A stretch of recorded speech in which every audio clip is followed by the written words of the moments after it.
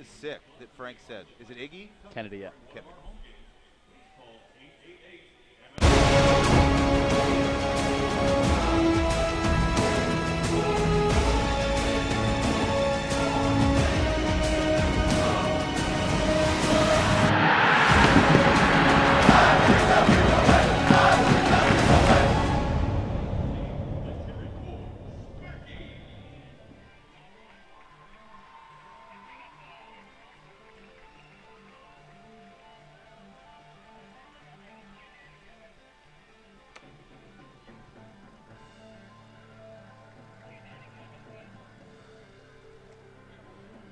Well, here we go. One cup down, hopefully another to go. This is fourth round action, 2015 Lamar Hunt U.S. Open Cup.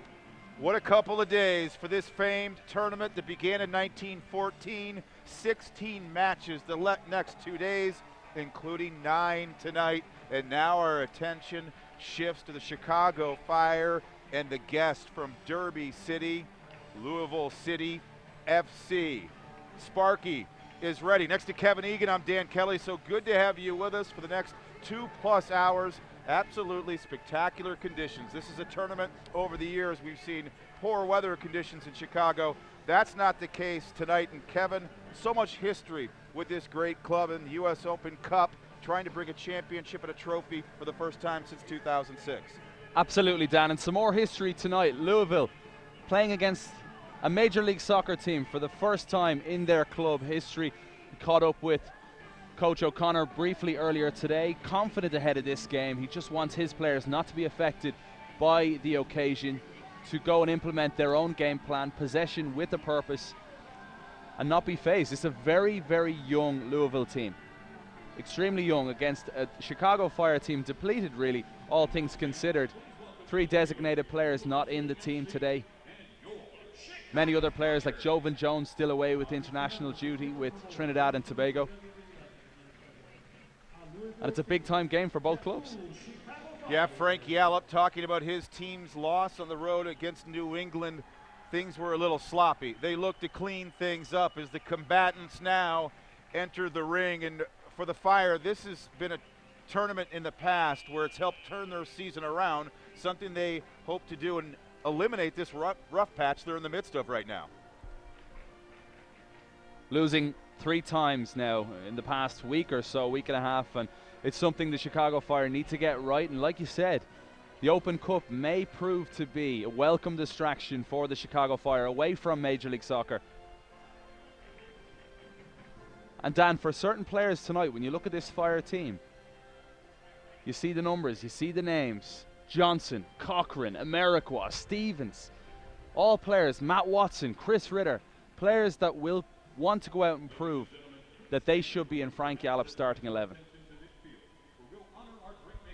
We'll honor our nation now as Frank Cardenas behind the anthem.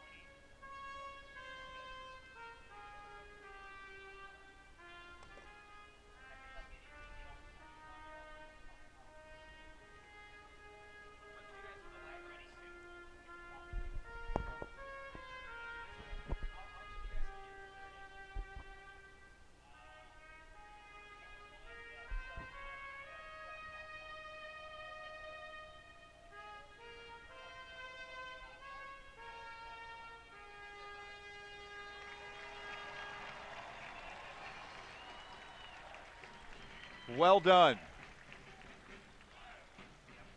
Supporters from both sides, take a seat And let's look at the starting lineups for the first time this evening. We'll begin with the hometown team here in Bridgeview, Illinois. The Chicago Fire wearing their third kits, hoping to start their play here in the U.S. Open Cup off on the right foot. And a little bit of a change for Frank Yallop's team. Matt Polster moved to center back. It's the big-time talking point ahead of this match. Polster, who played at centre back many times, of course, for SIU Edwardsville in college, but has played as a centre midfielder in Major League Soccer. As we see the starting 11 for Frank Yallop's team, many changes from the match against New England over the weekend. Jason Johnson, who impressed off the bench away against the New England Revolution, comes in to start alongside Quincy Amarikwa. Harry Shipp on the flank. Michael Stevens will partner Chris Ritter. Matt Watson will play on the right-hand side. Greg Cochran moves from left-sided midfield to left back. Polster, Adi Elton, Eric Gehrig as a right back, and crucially, Sean Johnson back in goal tonight for the Fire. For Louisville, well, Scott Goodwin, what a performance he had against Indy 11 in the last round. Stood on his head. So many other talented, very young players in this side. Connor Shanowski will need to be big time at the back, and Matt Fondy, wearing number 9 tonight for Louisville, former Chicago Fire player, played in this cup for the Fire last season, now captaining Louisville in what it must be a big time occasion for him. He's off to a good start. He's been a leader. Matt Fondy, says his manager James O'Connor, he has a taste of MLS. Just a great example for the boys, showing the work rate that is necessary.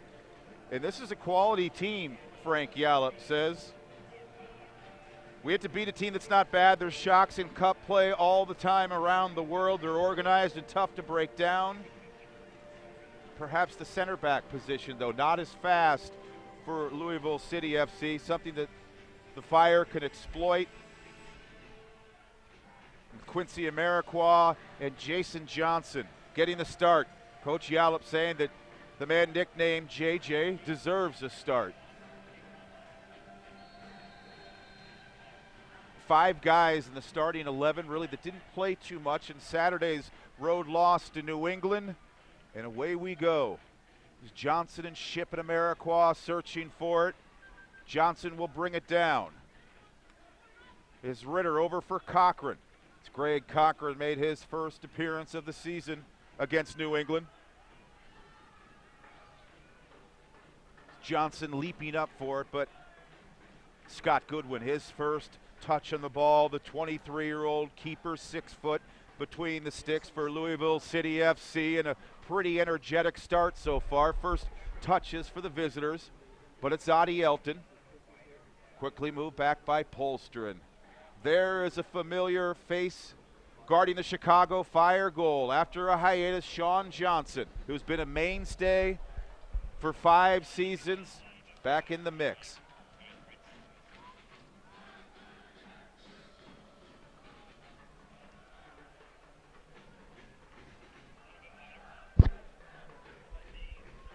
Amarikwa. Switching things. Ritter finding Cochran. Pretty good stuff from Greg Cochran. It was a surprise start to see him in the lineup against New England, and he created the best scoring chance in that first half, did the third-year pro Greg Cochran. There's our old friend, Matt Fondy.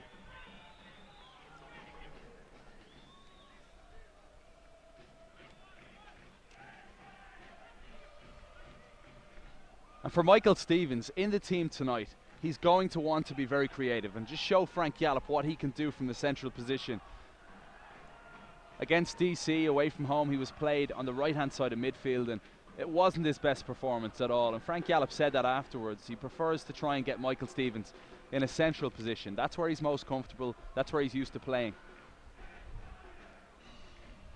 Mikey Stevens out of Bennett Academy, Niles, 4 years at UCLA. As Ritter under distress a little bit there, as Rasmussen was right there, but makes the safe play, Eric Gehrig.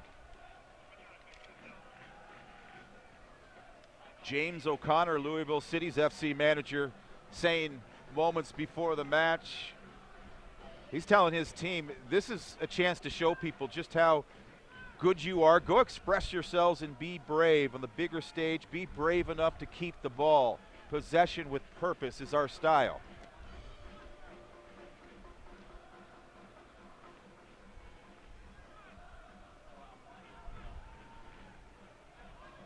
James O'Connor came in from Orlando, was assistant coach out there, and I think he's relishing the opportunity now. Head coach of a club in its inaugural season. He's got a good persona about him, very confident in the players he's got. And like I said before, it's a young team, but with lots of talent. Have that fearless attitude. Upsets all the time, as all 17 US-based MLS teams now playing over the next 2 days. As the Lamar Hunt US Open Cup now just getting to the real good stuff, as here's Mikey Stevens, number 26, will turn it back to the newly minted center back, at least in MLS, Matt Polster. Ship hurriedly over for Amarikwa.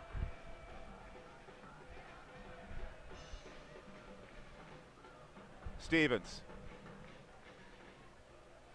Ship fouled. It was former Chicago Fire selection, Kadeem Dakers.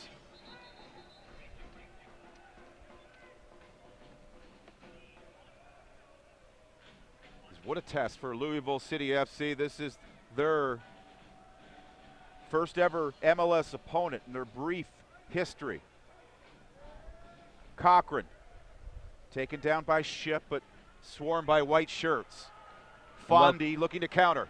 Was well played by Brian Burke, was the one who blocked the cross. It's going to be the key out on this right-hand side for Burke, playing right back for Louisville. Every time Greg Cochran gets forward, he'll have seen what Cochran's capable of on that left foot. Got to stop the deliveries. Jason Johnson loves to attack a ball in the air, as you could see over the weekend against New England. Quincy Amarikwa, again, another player tonight with a point to prove. We saw Matt Polster showing his range there in the midfield. Dropping back a little deeper, though, this evening. This is Johnson. Helps earn the throw. As you can see, the energy and hunger here in the early moments from Louisville City FC, now defending this deep throw-in. Heaved in by Cochran. Amarikwa only had it for a moment. Hadi Elton rising up. It was Fondy up for it.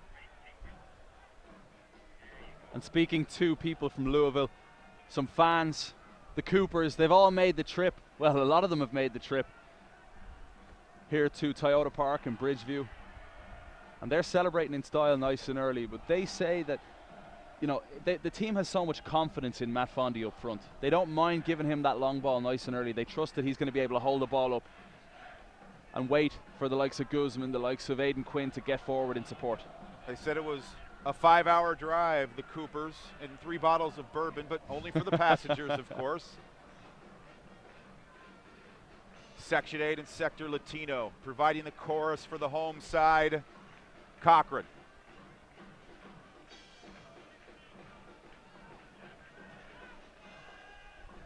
Cochran gets a step. Closed down by Dakers. Stevens. It's Matt good football. Watson. Good Some football fresh from the legs. Chicago Fire.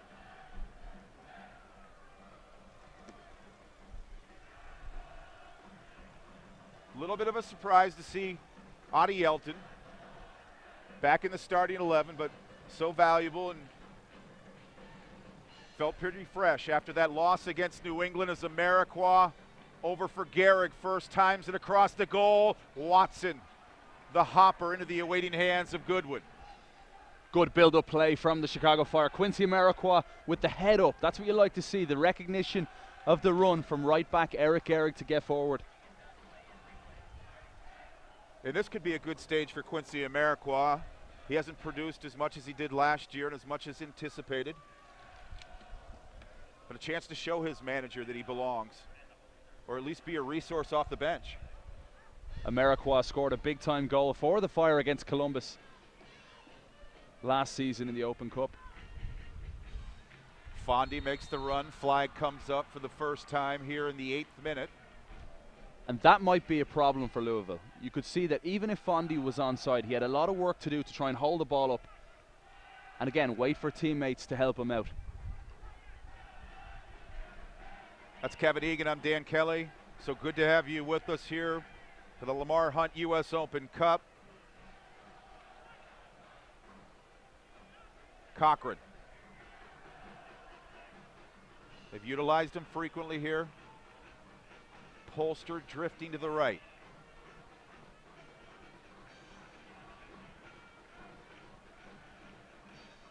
It wasn't for lack of effort from Eric Gehrig in that loss to New England.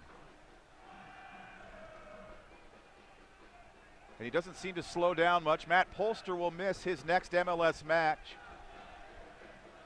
against DC United as Cochran takes it from Johnson. Thought about it.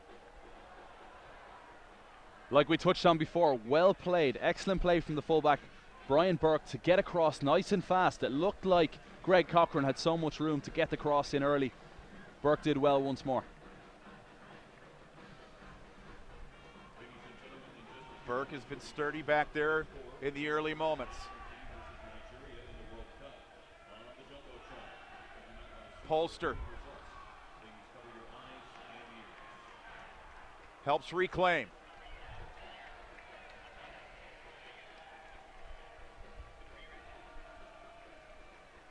Charlie Adams looking for the free kick. This is a Louisville side that has yet to concede a goal in their US Open Cup history. Yes, it might only be a few games, but that confidence can really start to build. Put yourself together as a force that can't be broken down. They've only allowed 10 goals in 12 matches. Gehrig streaking after it. Intended for Johnson. This team has scored 20 goals in 12 games, and Matt Fondy, as we mentioned, has a half dozen.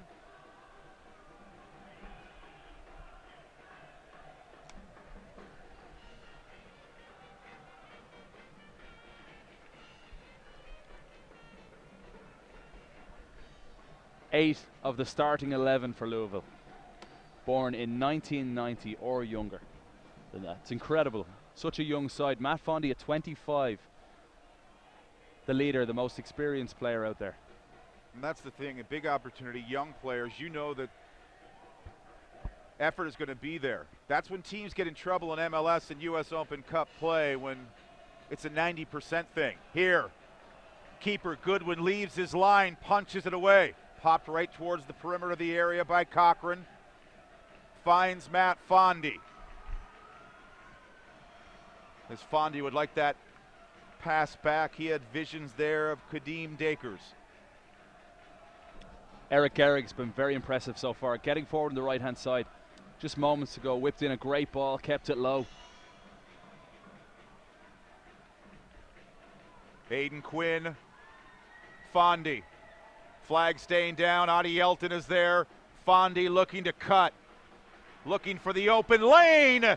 And the first shot on target, pushed aside by Sean Johnson. Not really a surprise that it was off the boot of Fondy.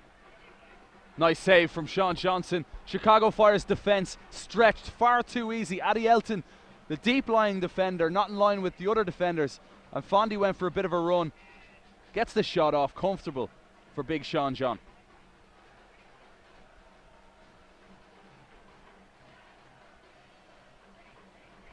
He'll relish this opportunity tonight, Sean Johnson.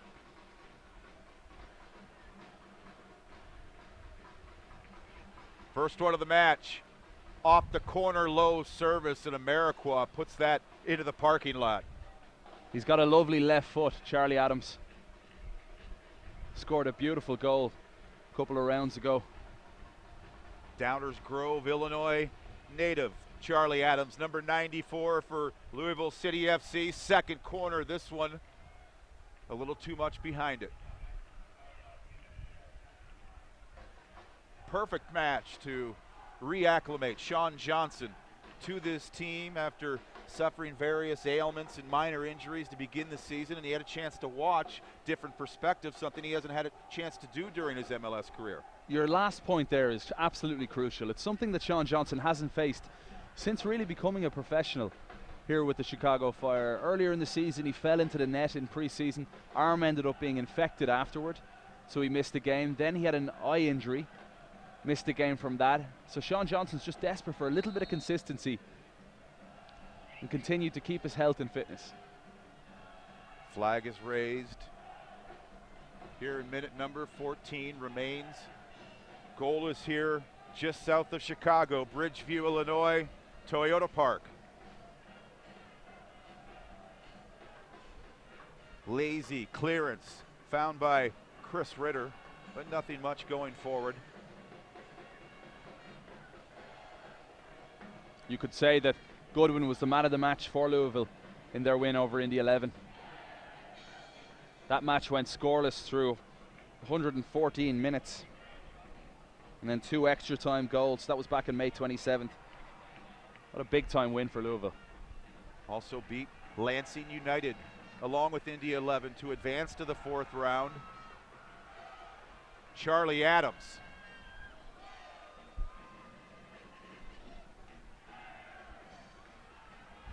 The flag is up. Chris Ritter, his recognition to step in and cover for Matt Polster was crucial there. Matt Fondy started to break away from Addy Elton. Ritter recognized it straight away. We'll follow U.S. Soccer's coverage of the Lamar Hunt U.S. Open Cup on Twitter at Open Cup. USsoccer.com is your source for full coverage of the 2015 Lamar Hunt U.S. Open Cup.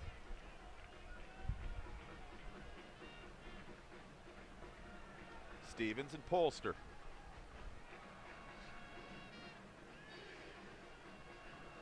Good chance for Matt Watson as well in the midfield.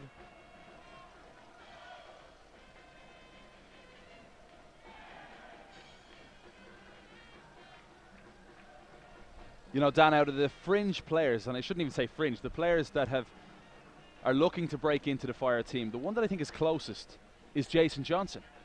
I think Fire fans all recognized the improved performance when he entered at Gillette Stadium over the weekend. He's someone who's impressed when he's come in, and I think tonight he could really solidify his place in the team for the next match next week against DC. Yeah, good memory. He was the brightest spot late in that New England match.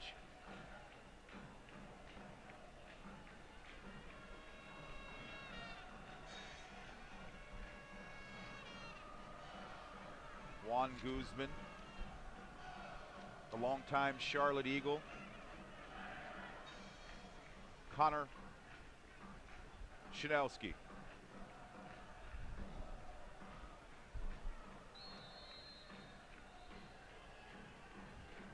This will go Louisville City's way.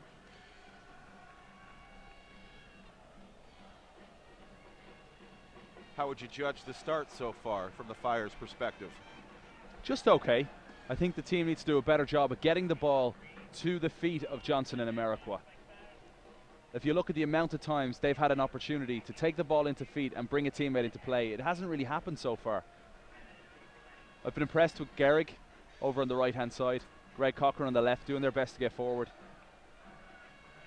But the game has really yet to settle down, I think. Maybe the most active and most touches we've seen from Mikey Stevens this season. And the longer the scoreline stays 0-0, the more confidence that Louisville City FC will absorb here, playing in their first MLS match.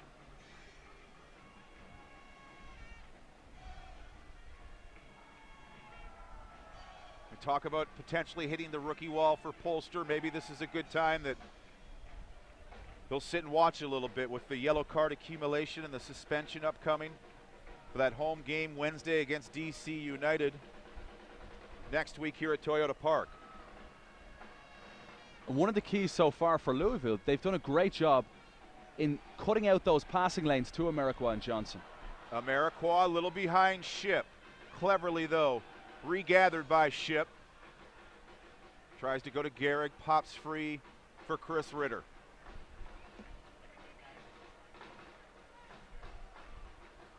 A little sloppy in the midfield, and it's Louisville City FC trying to attack. Forced over to Fondy. Adi Elton will brush it back to Sean Johnson.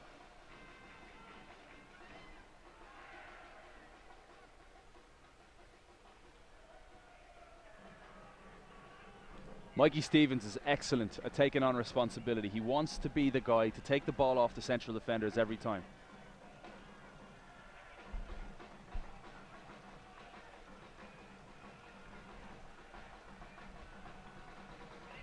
Quick decisions and touches by Polster. Cochran didn't like his options. Yeah, and immediately just signaling to his strikers, Amarikwa and Johnson, saying, give me a run. Give me something to pick you out with.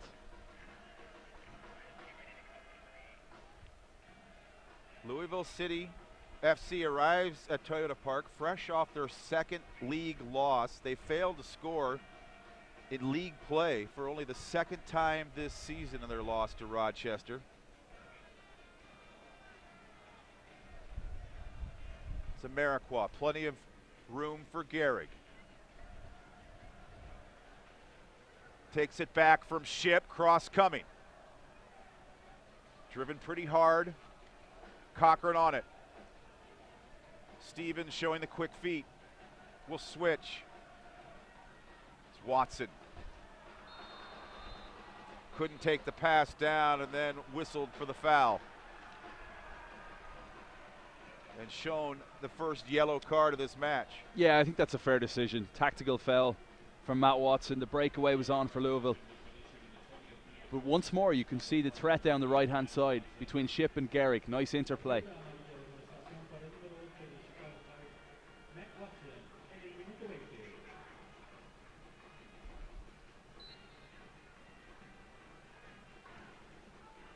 Dan, you can see this Louisville side. They're well coached. They're disciplined. They know what their role is. And it's no surprise. They've kept 5 clean sheets in 12 matches this season in USL. That's good going.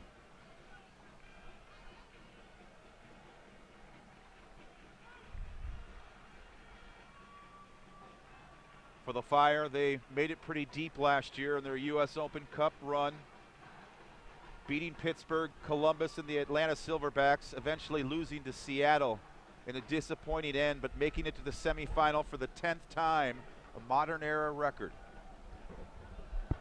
They've won the trophy 4 times. They've reached the final 6 times.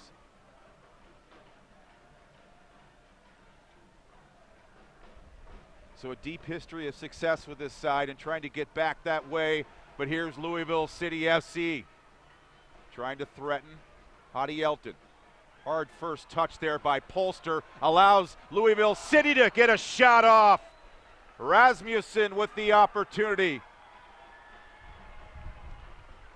And at first glance, I actually thought Sean Johnson saved this, but we'll get a chance to see this once more. I think it just hits the woodwork. It does. Outstanding effort. For the second save from Sean Johnson.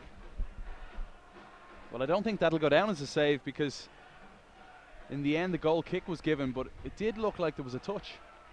Fondy trying to get a closer look. Good step by Adi Elton. Knocks open the door for Stevens. Slowed up a little bit as Quincy Amarikwa. He draws some attention. Still Amarikwa. Cochran. The cross missing everyone. I mean, it's a perfect pass from Greg Cochran if there was someone in there, but there was clearly no one in that area of the box. And just a little bit earlier, I think Quincy Amarikwa needs to give that ball just a little bit earlier. Get the pass off. Little wind in the Fire's face here. Harry Ship. And from up here in the commentary box, that looked to me like it was a goal kick. The ball looked to go off Harry Ship. Maybe we'll get a chance to see that once more in a second, but Chicago Fire maybe with a fortunate corner here.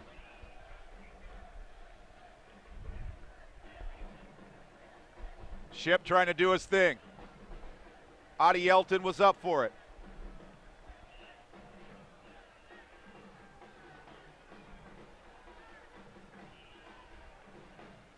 We'll stay with the Fire as we approach minute number 24. Greg Cochran. Dan, one thing to note here. I have not seen this Toyota Park pitch look as good in a while. It is in outstanding condition.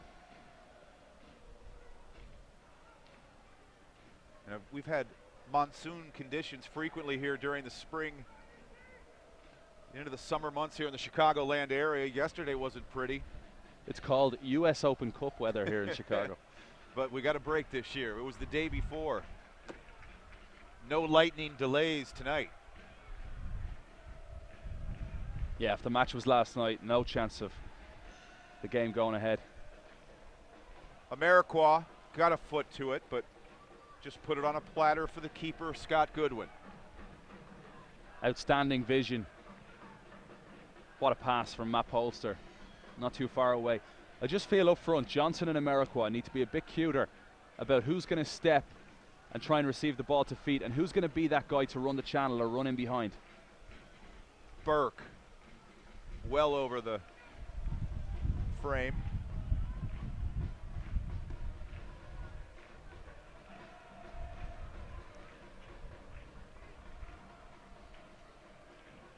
A little of a tight groin for Jeff Lorenowitz, so he's not amongst the starting 11, but available off the bench, as is Sean Maloney, who's been a busy, busy boy. Go on, say it, the Dan. Irish. Go on, say it. Yeah, Sean Maloney basically ruled out Ireland's chances of making it to the European Championship, scoring in Scotland and in Dublin against the Irish. Cochran behind Johnson. Played out by Dakers. It's a tricky one because the wind here seems to be blowing heavily from left to right. A westerly breeze, so you can see the ball kind of gets held up in the air a little bit. Tough one to judge. Speaking of international duty, David Accam and Jovan Jones also away and not available. David Accam scored his first ever goal, though, away while representing Ghana. Says his confidence is up even more now. It's Garrick. I think it's fair to say David Accam's profile is just growing and growing. What a moment to score your first international goal.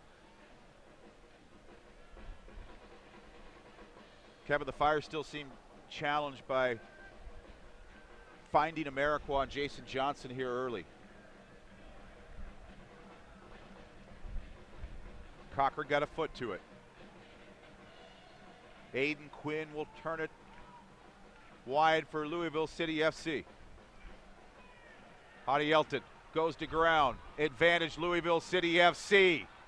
Making the run into the area is Fondy. Cross coming, deadened by Polster and booted away by Sean Johnson.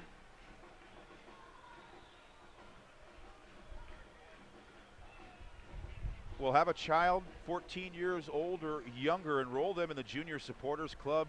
Choose to sign up for the free membership, a premium membership for just $30 per child. The premium membership includes a Fire t-shirt, scarf, and backpack. For more information and a list of membership benefits, visit chicago-fire.com. And you could see on the replay, what a chance that was for Louisville. I think James O'Connor will be very pleased with his team start. Stevens took a deflection and Johnson tried to reach back for it. Here's Fondy. Quick ball movement, gets it right back. Making the overlap is Burke. Swept out by Greg Cochran. And that's poor from Matt Fondy. You work so hard to get the ball to feet, to turn, to give yourself and your team an opportunity, and he's got to complete that basic pass.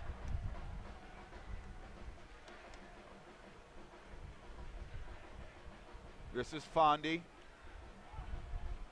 Burke thought he had some company in Charlie Adams over his shoulder, but he didn't. A little frustrated and a little chat amongst the teammates. Chicago Fire making it to the semi-final of the US Open Cup last season, losing out to Seattle, which was a dark day for the club, a 6-0 thrashing, but en route to that semi-final, it was the Fire that beat the Atlanta Silverbacks, and on that day, Matt Fondy was big time off the bench for the Fire, winning a penalty late on, which Jeff Laurentowicz converted. And that was a key moment in the match. That was level at 1-1 at the time. Harry Shipp has some runners, turns it over to Amarikwa, chips it across goal, comes down for Gehrig first time off a deflection, handled carefully by Scott Goodwin. Dan, you asked moments ago about Johnson and Amarikwa, how to get them the ball in better areas, and the man to do that is Harry Shipp. It's just trying to find Shipp in pockets of space. Get the homegrown start at the ball in the right areas, and the Fire will do well. And they found them in a pocket there where he had an opportunity to generate some speed. On the attack is the Brazilian Adi Yelton. The homegrown product out of Chicago, Chris Ritter. Driven forward, there's Goodwin ready to greet it.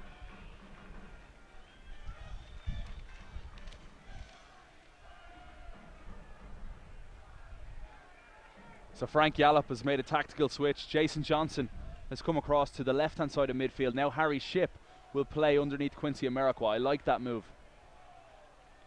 Good recovery by Burke to jab it out, but it leads to another corner as Shipp will trot over. Look at Gehrig's chance.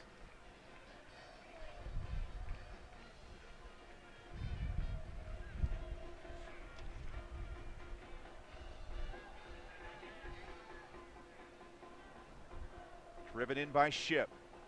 Quincy Amarikwa's second ball. Knocking that wide of the goal. Tasty delivery from Harry Shipp into an excellent area. Shinowski was there at the time and did well for Louisville.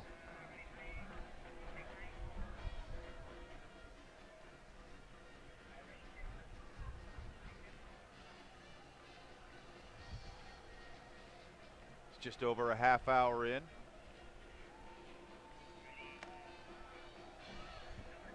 Morad seems good. Maybe not. It's also a special evening for University of Louisville product Greg Cochran. Playing against this side from Derby City. Johnson forces, comes down, Amarikwa misses it by a lot. Best chance of the game by a long shot. Quincy Amarikwa with the left foot just tried to place it in the far corner. Poor execution.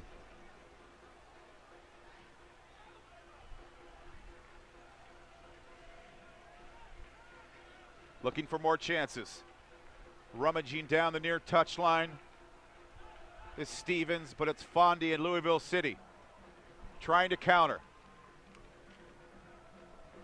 Gathering some numbers here.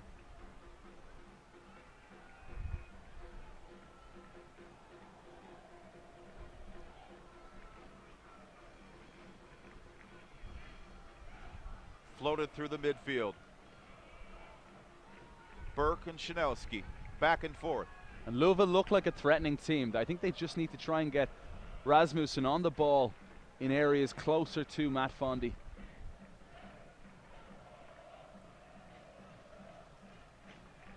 Ritter and Shipp pressing. It's Chris Ritter able to slither loose. Did very well. Advantage Chicago Fire. Gehrig.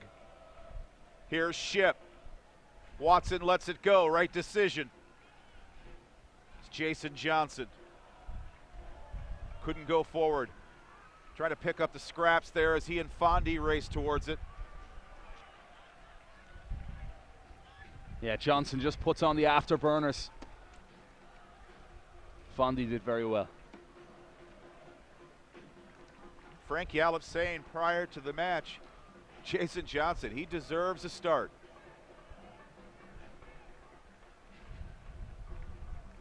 Took a while for him to get an opportunity. Came off the bench against New England.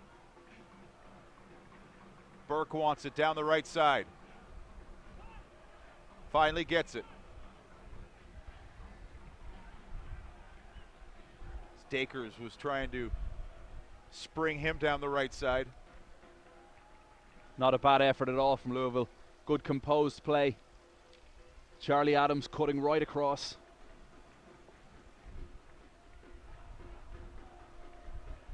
So the difference has been the missed opportunity by Quincy Amarikwa here in the opening half. Sean Johnson has warmed up with some touches and attempts from Louisville City FC. Amarikwa. An issue I have there, Dan, is tactically. If you look where Quincy Amarikwa picked the ball up, Harry Shipp is now playing underneath him. He's not an out-and-out striker. So if Quincy Amarikwa decides to drift all the way across to the right or all the way across to the left, who's playing up front? I think if you're going to play in that role, you need to play as a centre forward.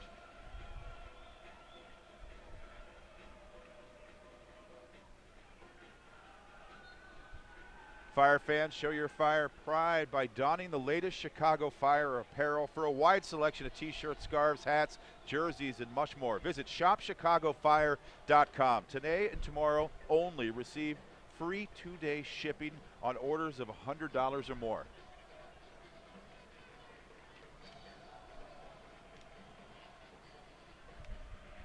A little bit of a break here in minute 35.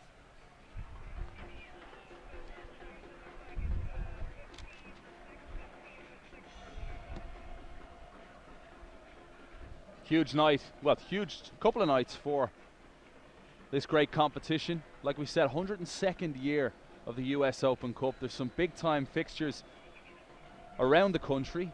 A lot of eyes will be on Portland Timbers, Seattle Sounders, the two Major League Soccer teams. That's the only all MLS clash. But then you see the only amateur team remaining in this competition, PSA Elite, up against LA Galaxy. That's another very interesting one. And if you're looking for upsets, maybe the Pittsburgh Riverhounds would fancy their chances against DC United. That's tomorrow night. New York Red Bulls on top of the Atlanta Silverbacks 3-0 in the 75th minute. Substitution for Louisville City FC in the 36th minute of play. Entering the match, number 15, Sean Reynolds. Leaving match, number 6, Tarek Morad. And you'd have to think that Seattle and Portland a little bit frustrated to meet each other so early in the competition. But whoever gets out of that match may be a good favourite to go on and try and win it. Two very solid teams playing good football at the moment. So Sean Reynolds enters the match. Reynolds wearing number 15 for Louisville City FC.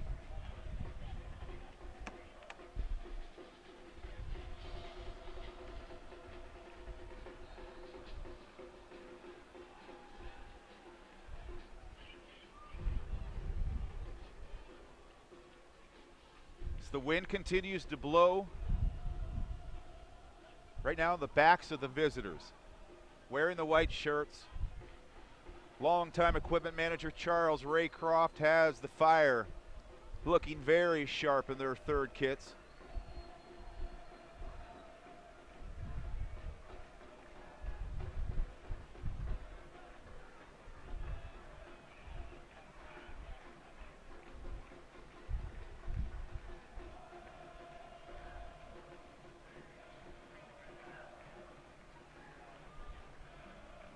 Polster loses to Fondy.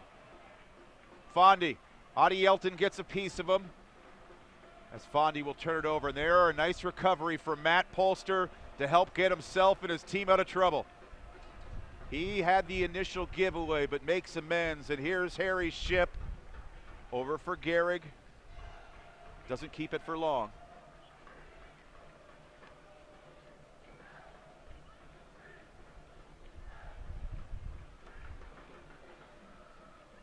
Dakers gives to Burke. Zadi Elton goes to the grass to make the play. Trying to counter as Jason Johnson just lost control.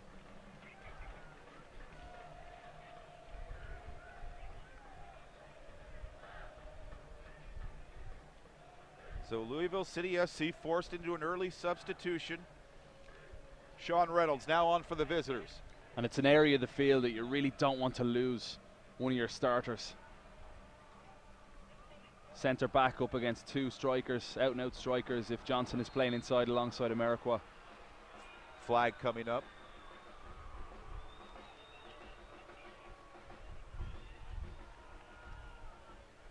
Part of the game plan for Chicago, Dan, was to try and get it to Amarikwa and Johnson and be physical with their central defenders for Louisville. It hasn't happened so far.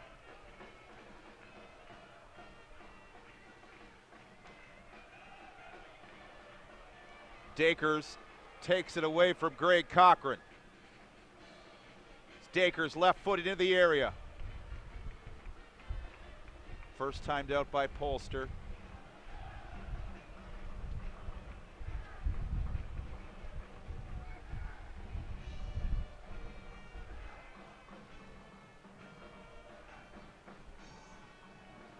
It begins with Burke along the near touchline. They spear it into the middle, looking for that shot.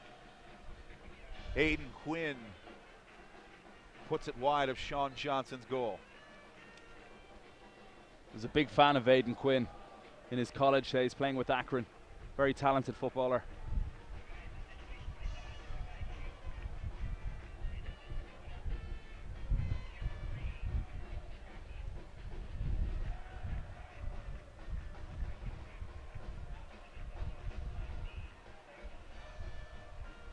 It's important to note for people at home, there's a huge breeze here at Toyota Park.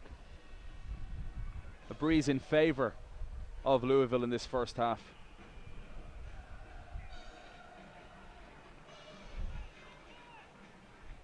You have to wonder if the scoreline remains 0-0 after the first half of play into the early stages of the second half. Would Frank Yallop be more aggressive with some of the weapons off his bench? Yeah, I mean, I think he should.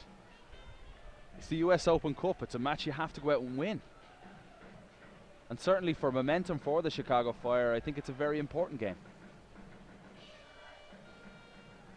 Not just for this prestigious tournament to keep alive, but also looking ahead to your form in MLS play. Fondy, watched by Adi Elton. Racing onto it, Matt Fondy.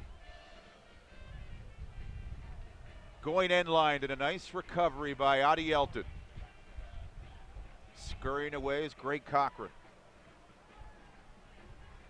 Looking for a little cover. Overshoots Stevens, gives possession back to Louisville City FC. Bumped down the near side by Burke, but it's pushed out by Cochran.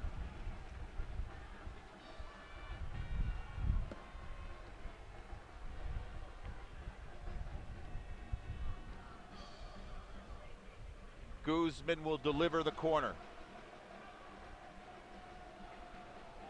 And to me, it's a little bit surprising that Charlie Adams is not coming across to take this. We talked about the huge breeze. Preferably, you'd look for an in-swinger rather than an out-swinger here. Second ball cleared away by Amarikwa.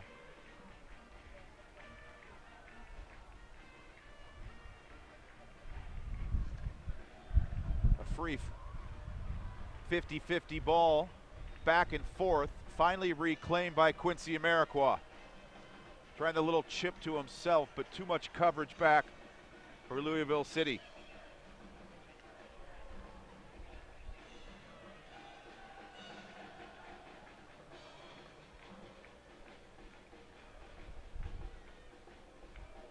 Scott Goodwin, dangerous clearance. Wanted a little more behind that.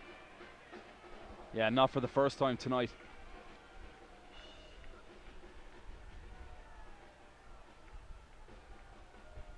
It's that type of tackle right there.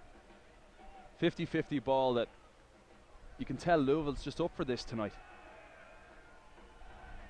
Chicago Fire need to be a bit quicker in their step, quicker with ideas, and certainly, I've touched on it before, play your position.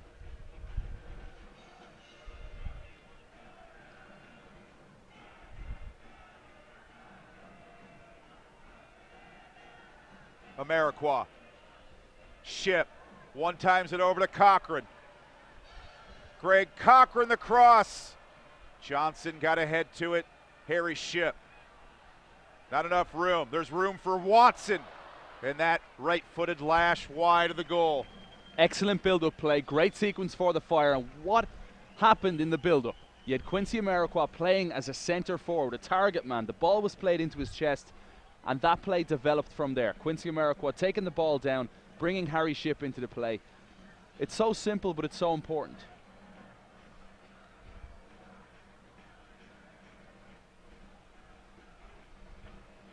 Racing back is Cochran. Looked like he might initially go to Johnson, but that decision was rushed by the oncomers.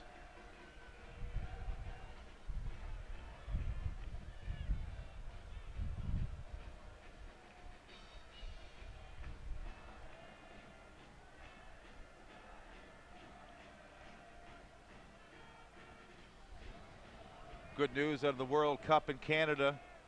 USA leading Nigeria.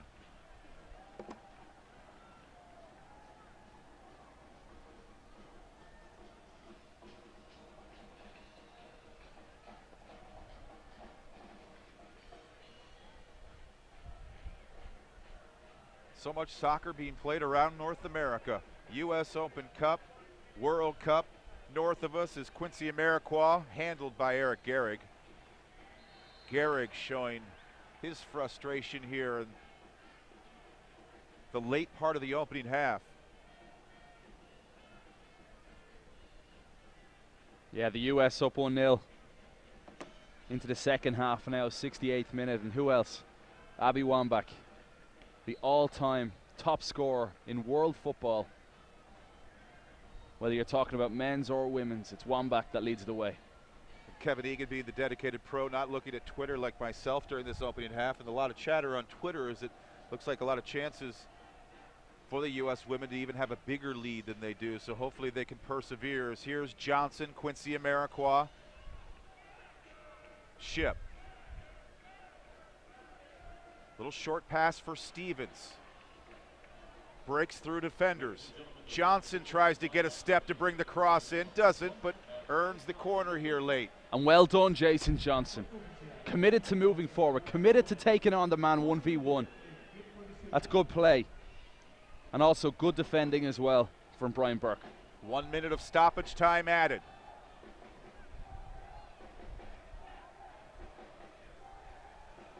Section 8 behind the goal, Harry Shipp. Overshoots everyone. Stevens trying to catch up to it. Taps back to Polster. This is Watson. Flicks it in. Punched away by Goodwin.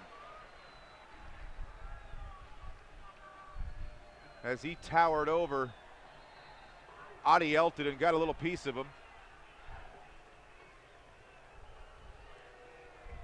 We might get a chance to see that one more time. The goalkeeper, the authority, just powers out. May have got a piece of the Brazilian defender Adi Elton, but that's solid goalkeeping from Scott Goodwin. That's what you'd like to see if you're a manager, looking at your players. Somebody like Goodwin, yes, he's had a couple of flubs when the ball's come to his feet, but showing that authority, that confidence to get out off the line and get the punch. Well, James O'Connor, he wanted his side to be brave, and we saw some bravery from the keeper late, Scott Goodwin. The USL side, Louisville City FC, has to be pretty satisfied with their first half of play. Looking ahead to the second half, what can the Fire do better? Getting the ball to the right players in the right areas. It may sound so simple, but if Harry Shipp is going to play in that number 10 role, Quincy Amarikwa needs to play as the out-and-out centre forward. Has to be that focal point up front. And then if the Fire can get the fullbacks a little bit more forward in the second half, let's remember there's a massive breeze here at Toyota Park that favours the Fire in the second half. This game is there for the winning. We'll have more coverage about this great tourney. Kevin and Egan and I myself will be back a little later on in this half to look at some highlights and look more ahead to the second half of play here between Louisville City FC and the Chicago Fire.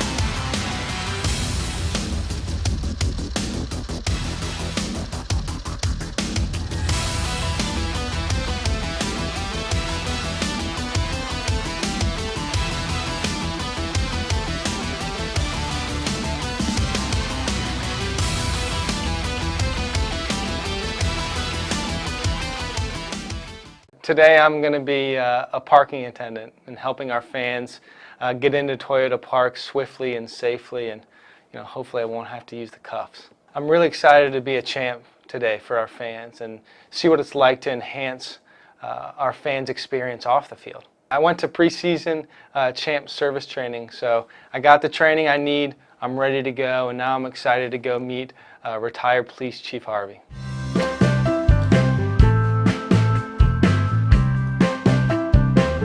Hey, Chief Harvey, how you doing today? Hey, Logan. Great, thanks. How are you? I'm well. That was a quick retirement, wasn't it? Yeah, and you too. Hey, listen, I really want to help out and assist getting some of our most dedicated fans into Toyota Park swiftly and safely. Excellent, we could use your help. So you think you're a champ? Listen, Chief, I can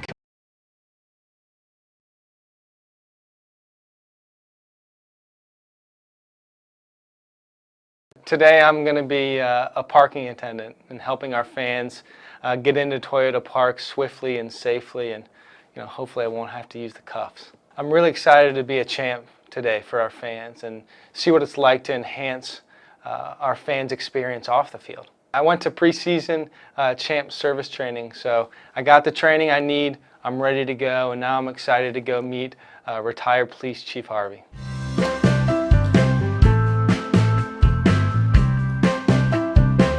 Hey, Chief Harvey, how you doing today? Hey, Logan. Great, thanks. How are you? I'm well. That was a quick retirement, wasn't it? Yeah, and you too. Hey, listen, I really want to help out and assist getting some of our most dedicated fans into Toyota Park swiftly and safely. Excellent, we could use your help. So you think you're a champ? Listen, Chief, I can communicate clearly and I'll have ownership of the position. Excellent, that's what it takes. But just remember one thing, chief outranks a captain. Sounds good. This slot has two groups, the Chicago Referees Club. This up a little bit on you.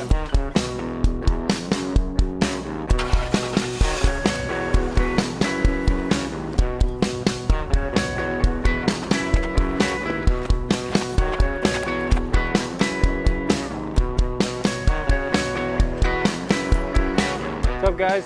How we doing? Yeah? It's gonna go under the bridge and dump you out on the north side. Yep. Enjoy the game. N3 to Harlem. And you're taking left on Harlem. Mitch, I don't know, is that good information? Yeah? Yeah. He didn't seem like he wanted to hear it. Sometimes He was driving home. Oh, yeah? Well, Good. Doing well. How about you? If I stay out here too long, then I'm gonna be out here every game. We're going to hire you. That's right. Thanks for everything. Not a problem. Thank you very much. Not a problem. Nice to meet you. See you, Mitch. Be safe. well, Logan, you did a fantastic job out there for us, and you're obviously a champ in our books. Hey, thanks, Thanks Chief. so much for your help. We certainly can use it, and you're welcome back anytime. Thanks, Chief. Appreciate it. Take care of my team over there, all right? You got it. That's my job. Now we'll get you over by the cashier. Sounds good. See you, Dad. See you, Mitch. Yeah, I'm ready to go. I'm ready to go. You're up. Yeah, you sure? Can I come back or what? What do you think? Definitely, hopefully. You should be back. You didn't sound too sure that I could come back. You will be kinda back. Definitely, hopefully. Definitely to be back. Okay, Yeah. thank you. All right? Thank you, That's my a man. teamwork. Thank you. Hey guys, welcome to Toyota Park. How we doing? Yeah? Enjoy the game, okay? See you guys. Yeah, it's $100 to park. No, I'm just kidding. It's 15 though, but for real. No, that's serious. That didn't go as well as planned. Hello, how are you? Of course I'm working. Enjoy the game, okay? See you guys. What a beautiful day today. It was wonderful to work alongside our staff here at Toyota Park to help bring our dedicated fans in swiftly and safely. And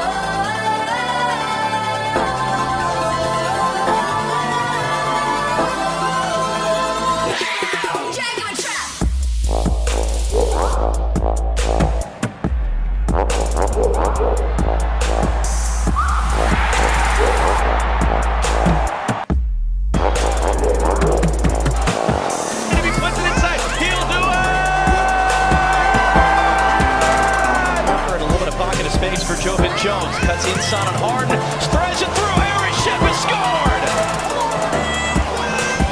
Down to Maloney. Maloney drives the shot through. Great Scott, welcome the wee magician.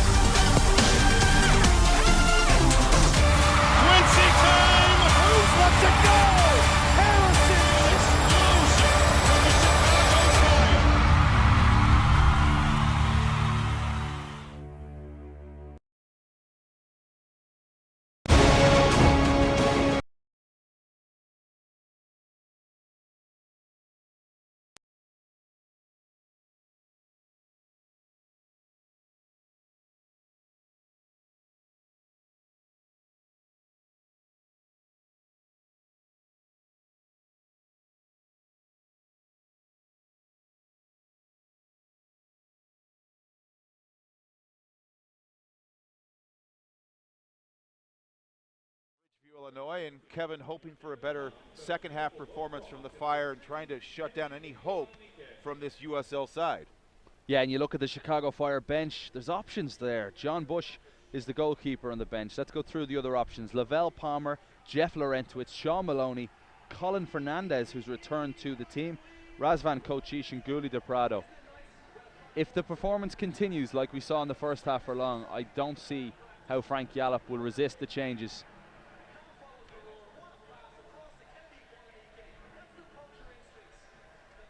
So we take a look at the highlights from that first half.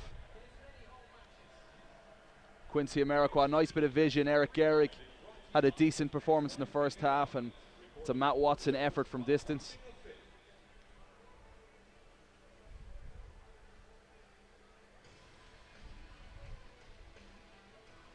Michael Stevens with the cross that nearly fell to two Chicago Fire players, but good goalkeeping from Goodwin. And then Matt Fondy just takes Addy Elton for a little bit of a run here.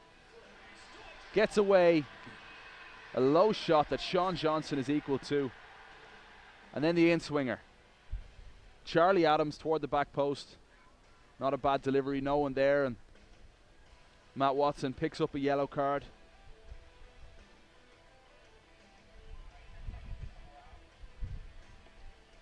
He hasn't really been himself today, Matt Watson, so far. He'll look for a better second half. And then this, the closest effort of the evening so far. Off the crossbar. Louisville, not far away at all from breaking the deadlock. Composed play there from Polster and Sean Johnson alike. And then Amarikwa just lofts it toward the back post. Gehrig brings it back in. And this was the big one. Quincy Amarikwa just fluffs his lines. You could see he was trying to place it into the bottom corner, but a poor effort in the end.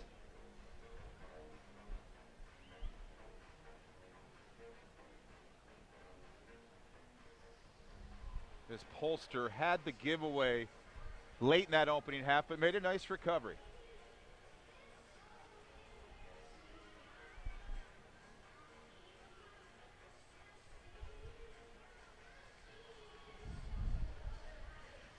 And this was laid on. Goodwin showing plenty of authority, plenty of bravery. He's looked a little bit unsure of himself when the ball is at his feet. But in the air, for a shorter goalkeeper, if you like, he's been commanding. He's only 6 foot. Was a wonderful goalkeeper for North Carolina, the Tar Heels, throughout his 4 years. And now bringing that quality to Bridgeview. Well, if you're Frank Yallop, Sean Maloney, we said if you're going to need a win this game in the second half, you don't have the comfort of a lead. Do you go to a Sean Maloney who's traveled a lot and been involved in international duty not that long ago? And it looks to me like Sean Maloney is going to start the second half. He's in a huddle with the Chicago Fire players, as is Harry Shipp. So the player to come out, it looks like Matt Watson, yeah. Matt Watson, who picked up a yellow card, and as I mentioned, just didn't seem himself in that first half. Sean Maloney involved in what was a lightning fast game at the Aviva Stadium in Dublin on Saturday. Scotland with a 1-1 draw against Ireland, a big result for the Scots in that group, alongside Germany and Poland as well. But Sean Maloney played 90 minutes, and even at the very end of the match, he was there defending for his team. The match was played at a frantic pace. Sean Maloney travelling then across the Atlantic to be back here in Chicago, and now he'll play in the second half.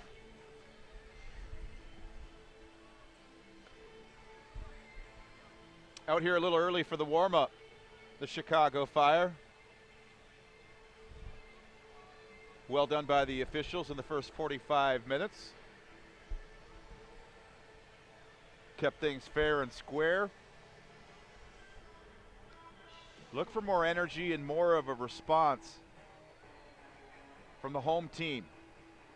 There's Louisville City FC. Just every minute this score remains 0-0, they're going to have more confidence. It's cup football.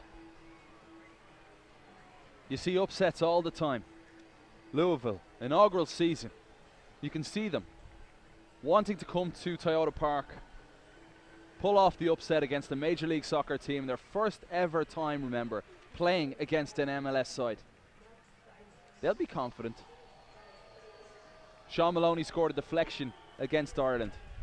A very, very lucky goal. It looked like the ball was going about 10 yards wide.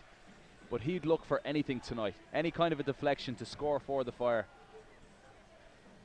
Some might call it a beautiful curler that deflected off of Johnny O'Shea, but not my partner. Who called it that? Saw it a different way. Who called it that? It's amazing what side you come from, how you call it. But yes, a little bit of a lucky goal for Sean curler. Maloney, but the Fire could use a little luck on their side here right now.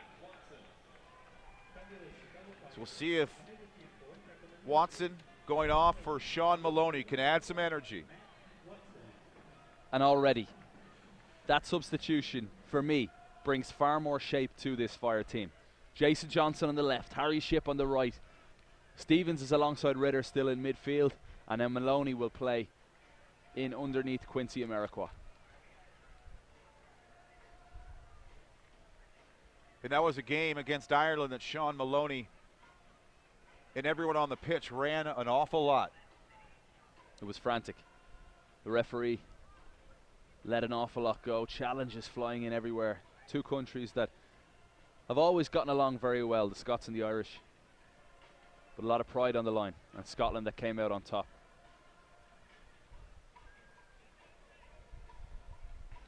It's Quincy Amarikwa looking to shimmy loose. Has the option of Maloney, but Amarikwa now chips it there towards the perimeter of the penalty area, and knocked out. It will stay with the Fire. Cochran trying to switch to Eric Gehrig. Just overshoots him. Goal kick for Scott Goodwin in Louisville City FC. And I think it says a lot, Dan, about Sean Maloney's character. We talked to Frank Yallop a little bit earlier, and he said, look, I'll have a chat with Sean, see if he's good. He just got back to the city. And there you have it, half-time, much earlier than I expected. Sean Maloney eager to get into this game.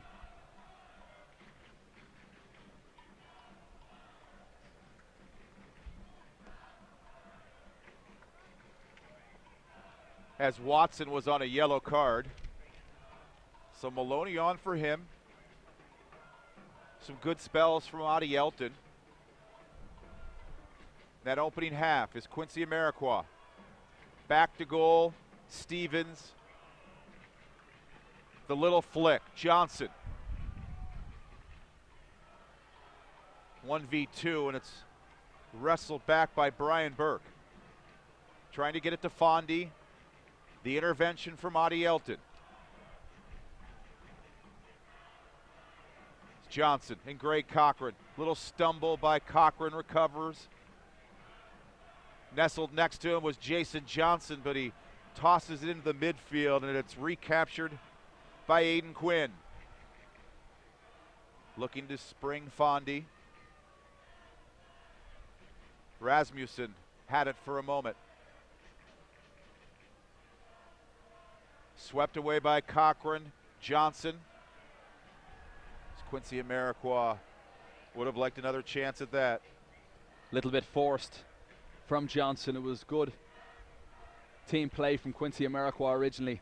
But if you keep your eye on Sean Maloney, just watch how when the team pick up the ball, he instantly looks, where's the space, and he'll try and find it. Trying to find some space down the left side.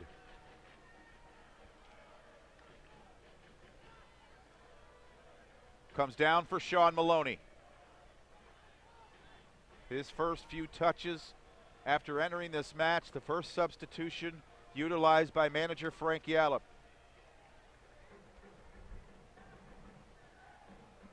Speaking of managers, Gordon Strachan saying of Sean Maloney recently, the most conscientious football player I've ever met, and he deserves all the praise he gets. We'll see what Maloney can offer on this Tuesday night in Bridgeview.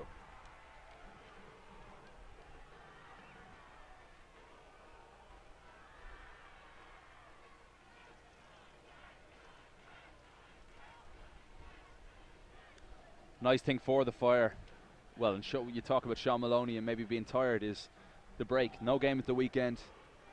Playing DC in what is now a massive Eastern Conference clash here at Toyota Park next Wednesday.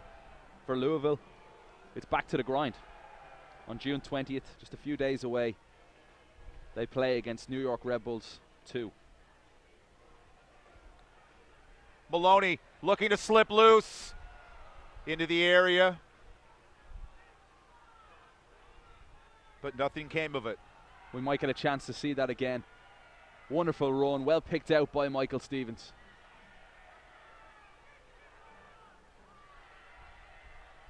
The Fire having a week and a half between, or rather a week between games, just over. This result will sit a little longer.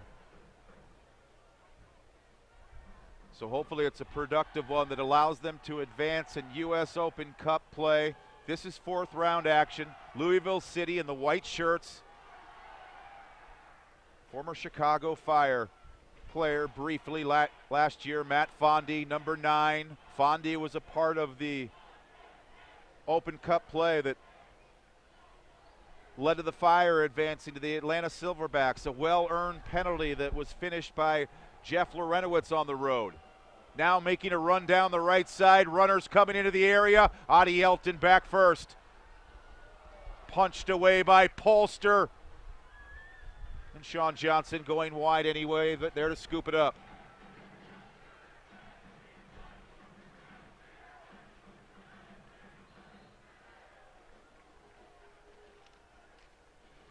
Chicago Fire, Sean Johnson looking for the quick break as we get a chance to look back at this big time chance for Louisville. Burke once more. He's been impressive on the right hand side of the back for Louisville. Bit of pinball inside the area.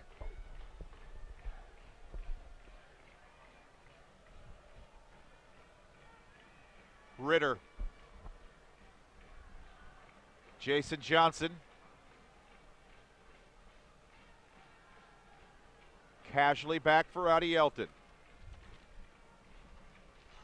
Stevens couldn't catch up to it. Burke out of the back for Louisville City FC. That's sloppy from Adi Elton. That should be a basic 10-yard pass.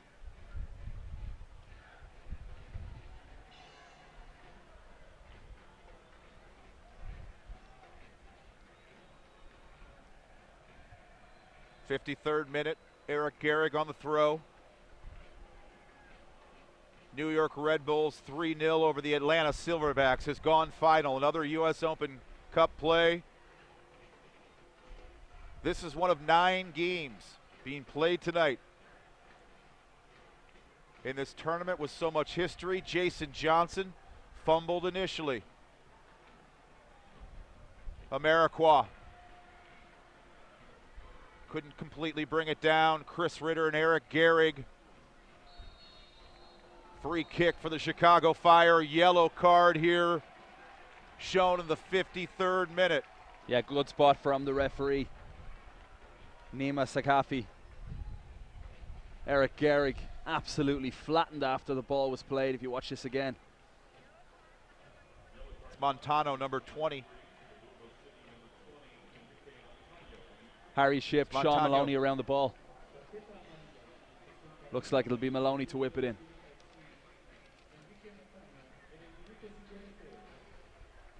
You just want to put this in that little area of uncertainty for the goalkeeper. Goodwin, put him in 2 minds. He's got the breeze to his advantage. Maloney quickly knocked away by Louisville City FC, trying to clean things up completely. Now on the counter, Fondi slowing things up is Polster in the midfield.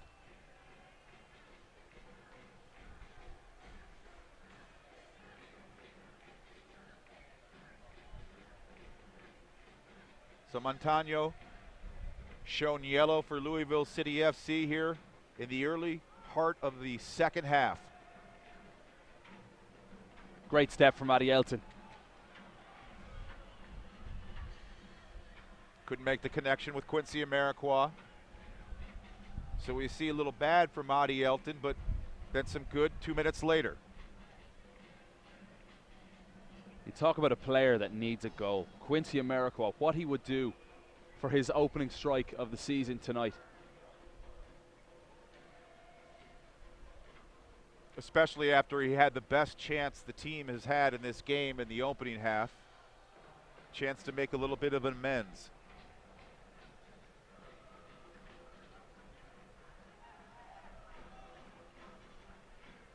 Gehrig sprays it Amarikwa's way, chested down with Burke right behind him. It's Quincy Amarikwa. Keeps it on the grass for Johnson. Tackled away, Quincy once again. And a man is down on the penalty area for Louisville City FC. We'll follow U.S. Soccer's coverage of the Lamar Hunt U.S. Open Cup on Twitter @OpenCup. USsoccer.com is your source for full coverage of the 2015 Lamar Hunt U.S. Open Cup. Again, @OpenCup for all the pertinent information that will continue to become more important as the matches become more essential here later in the summer. And credit to everybody at US Soccer and all the clubs around the country making a big time push and effort to broadcast the US Open Cup matches. It's wonderful for fans everywhere to be able to see their team now in these big cup games. FC Dallas has a 3-0 advantage. Colorado over Colorado Springs, the lead by 2. We remain scoreless. Gehrig, Stevens, and Shipp. Haven't seen Shipp behind the ball a lot here in the second half. It's Amarikwa, Sean Maloney. Under duress, escapes the coverage. It's Maloney on the dribble. He attracts some attention. Leaves Shipp a little more vacant.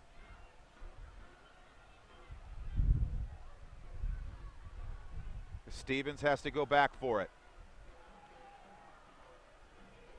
And Maloney walking very slow, just got a knock on that last play. And in those instances, when Maloney turned, I certainly think he should shoot from that distance. He with thought the about breeze. it. Yeah, he did. With the breeze. Let rip. He's still hobbling. Yeah, slow hobble by the designated player, Sean Maloney, but a lot of travel and a lot of matches recently.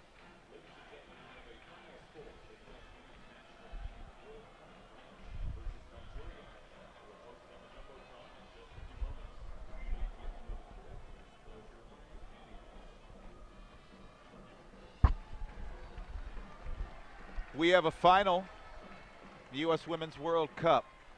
It goes the Americans' way, 1-0 over Nigeria.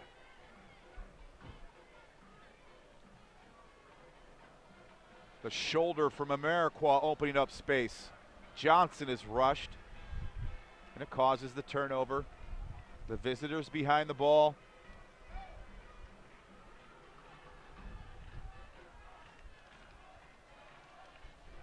Over the top for Fondy. Ritter comes to aid Matt Polster back there. Johnson rising up for it. Second bite of the apple gives to Ship. A little space for Amarikwa. Flag stays down. Quincy Amarikwa challenged on the perimeter. Free kick upcoming. I'm a little surprised by that decision. I thought Burke was actually the player fouled. Maybe we'll get a chance to see that one more time. Quincy Amarikwa. Burke doesn't like to stand off. A no-nonsense right back gets right in there and stuck in. As we watch this one more time, Amarikwa gets there first. Burke comes across. And the referee, before Burke had even fallen, had signaled for a free kick to the Chicago Fire. Now the chance for Harry Ship to create something. A difficult one. It's so close. Just does not want to overcook it. Keeps it on the ground. Maloney steps on it a bit. Loses traction, and it's back for Cochran.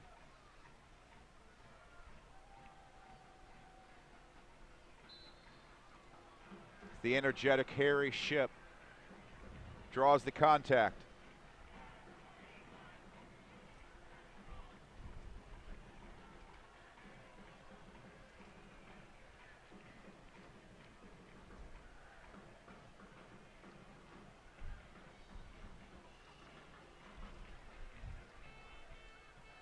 Quincy Amarikwa looking to reclaim.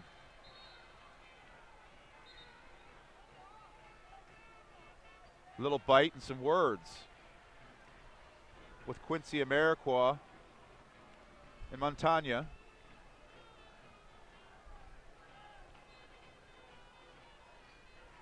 Yeah, Enrique Montano, Quincy Amarikwa just exchanging words. Good. That's fine by me. This game needs some more heat. You saw a crunching tackle moments ago from Chris Ritter in the center midfield. A wonderful tackle. And that's exactly what's needed. Someone needs to take a hold of this game, win those midfield battles.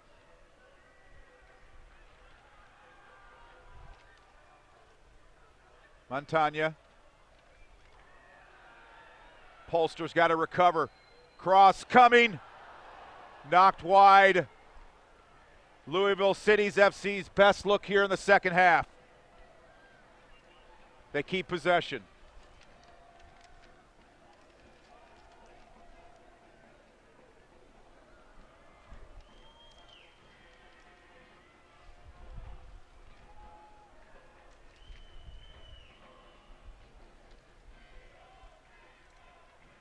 Aiden Quinn. He and Guzman in the midfield. Is backing off there with Sean Johnson. He allows Matt Polster to put it in the second row. Brilliant play from Matt Fondy though. Ball to feet, brings his fullback into play. As Louisville gaining confidence now. About 30 minutes or so to play in this match. On the counter, it's Amarikwa. Gathering a little speed, advantage played. Ship trying to pick up the pieces. But safely directed away by Louisville City FC. One back by Harry Ship. Meandering forward, Mikey Stevens. Well played by Maloney out wide. Greg Cochran tries to bring it in. But emerging with it is Juan Guzman. The surge forward by Adi Elton. Plops down for Jason Johnson. As Fondy helps wiggle back control for Louisville City FC. Ritter whistled on the foul in the midfield. Yeah, he may have won the football, Chris Ritter, but he went through the back of the Louisville midfielder and an easy decision for the referee, but moments before that it looked to me like a clear decision that Jason Johnson was brought down for a foul that was not given. Well, a reminder that there's no easier way to get to a Chicago Fire home match than Pub to Pitch program presented by Heineken. Start your match day at one of 7 pubs across the city and hop on a round-trip bus to and from the stadium. Visit pubtopitch.com to reserve your seat for the Fire's next home match, June 24th against DC United. Yeah, change for the Fire. Gouli DePrado comes in. Jason Johnson is the man to make way. So what that means now is, what I'm trying to figure out, it looks like Mikey Stevens is coming across to the right-hand side of midfield. Harry Shipp has moved to the left-hand side of midfield. Sean Maloney will drop back a little bit deeper and play with Chris Ritter in the centre, with Gouli DePrado underneath Quincy Amarikwa. How would you rate Jason Johnson's performance? Just over an hour of time on the field. Good. I think, you know, he made a much bigger impact in the game when he came on late in New England. The big question is, what's his best position? Because he's been played on the left-hand side of midfield, on the right and up front. Came to the club as a striker, but you can see that on the wing he's effective as well. Stevens, the local kid.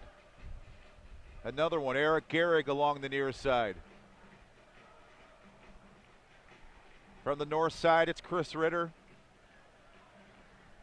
It's Matt Polster. Born in Wisconsin, grew up primarily in the Las Vegas area, Matt Polster, and he's enjoyed a great start to his MLS career. And he'd like to keep playing on in the Lamar Hunt U.S. Open Cup here in the 4th round. Gathering some speed is Fondy off the attack, but quieted down.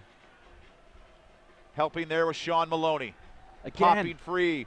Brilliant from Chris Ritter in the centre of midfield. Absolutely brilliant. That's what Frank Yallop will want from Ritter. Tough tackling, win those 50-50 battles and give the momentum to his teammates. And right before that, it was Sean Maloney tracking back to halt the run of Matt Fondy. Near Gehrig's way.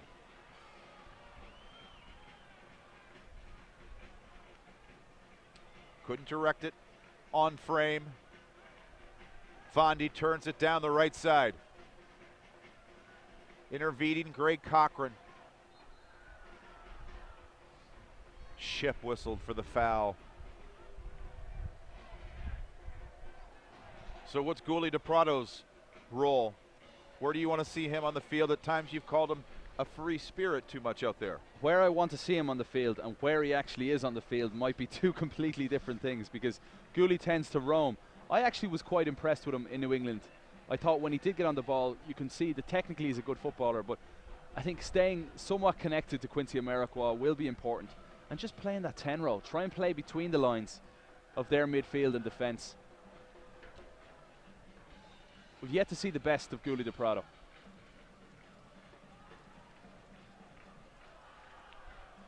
Cochran the work outside. Defensively for the Fire.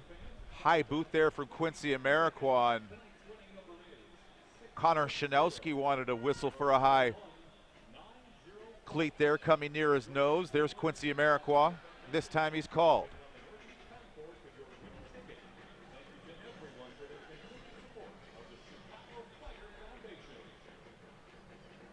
And Fondy wants this ball, Dan.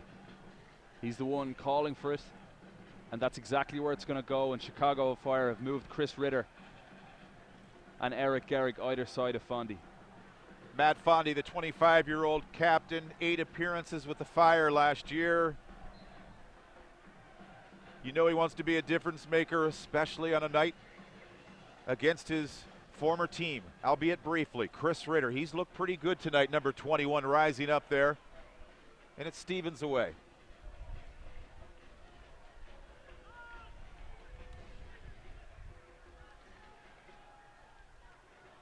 Directing things in the midfield, Aiden Quinn. It's Reynolds, the first sub off the bench. Now on the right side, Louisville City FC. Long over the top. As Rasmussen was making the run, Sean Johnson saves it. Quick decision making. As he sides foots it away. Dakers. There's Ritter. Stevens has some options down his right. Didn't utilize Eric Gehrig. Instead, will keep it to himself now. Over for Gehrig. Cross coming. DePrato was there. And it will be a corner kick for Harry Shipp and the Chicago Fire here as we approach the 69th minute. Chris Ritter has really grown into this game in the centre midfield for the Fire. Won the ball and played a great pass to start a counter-attack for the Fire, received by Mikey Stevens. Just getting more comfortable on the field, Chris Ritter. He hasn't seen a lot of it recently. Harry Shipp has. He went a full 90 Saturday against New England Shipp. As they congregate around the keeper, Scott Goodwin.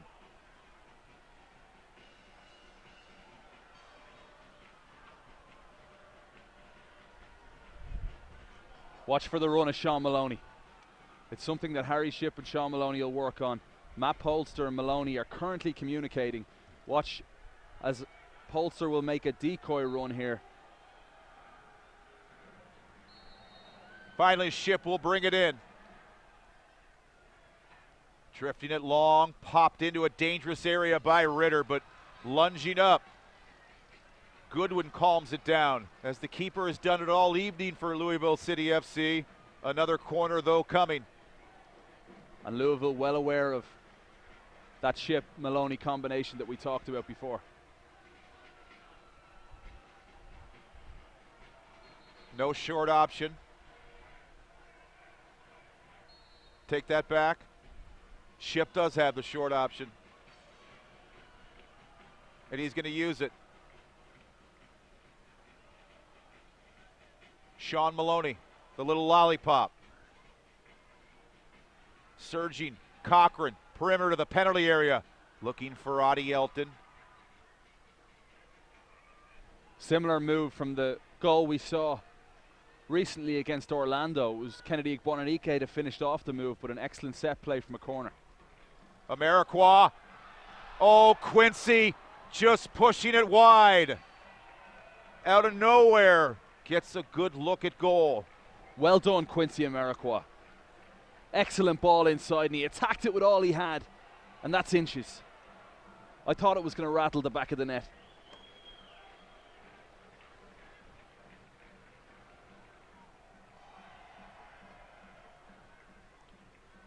Shipp just got a piece of it. Played forward by Greg Cochran.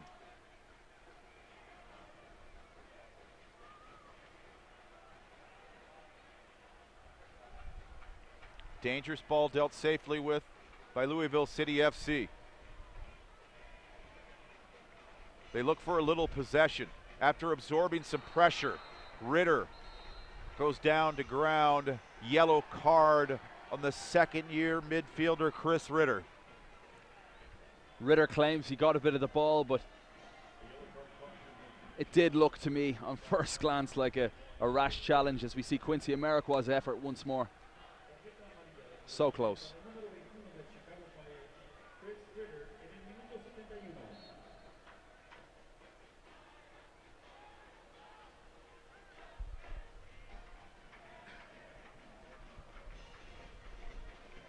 Roaming forward for the Fire, Guli DePrato and Quincy Amarikwa.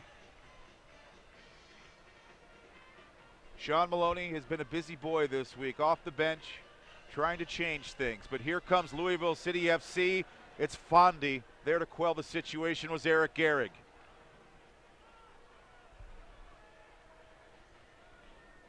Guli DePrato trying to show a little bit of urgency again now. That's what the Fire need. It's cup football. There's 20 minutes to play. You're at home. You need a win to try and get that momentum going again ahead of a huge match next week against DC. Show that urgency.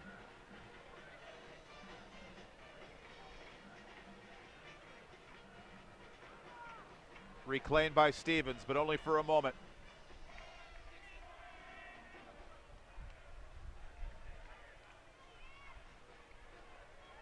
Little slippage from Ritter. Opens the door for Louisville City FC. They've got some numbers down the left side. Giving it a hit and driving it over the bar was Charlie Adams.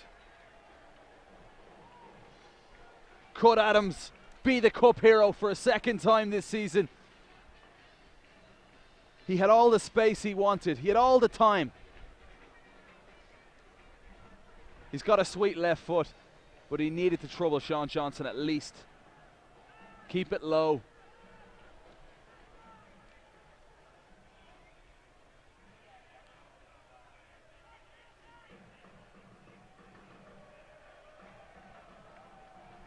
Sean Maloney's errant pass gobbled up.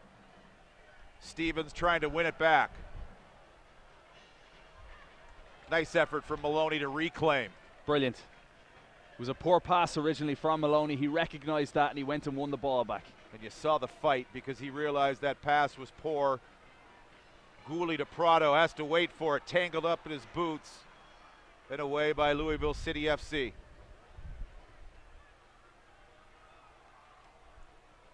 Matt Fondy. That's so silly.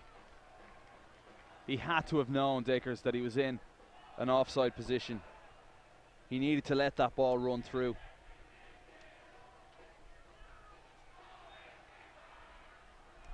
This is Quincy Amarikwa dashing into the area. Shot doesn't get through.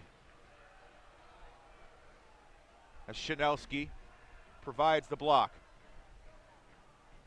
Fondy forced by Adi Elton.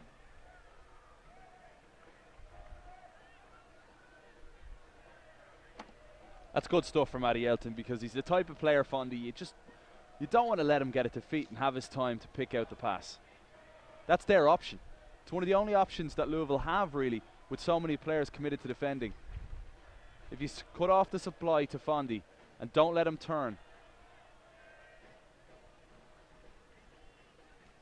It's Ritter watching Fondy. Ship gets a foot to it. So does Quincy Amarikwa. Quincy Amarikwa saves it, has some room, right foot over the bar.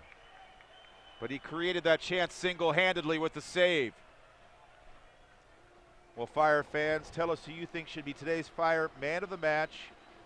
Open up the Chicago Fire mobile app to cast your vote by the 90th minute and stay tuned after the final whistle to find out today's winner. Download the new version of the app now on the Apple Store and on Google Play. Maloney wrestles back possession.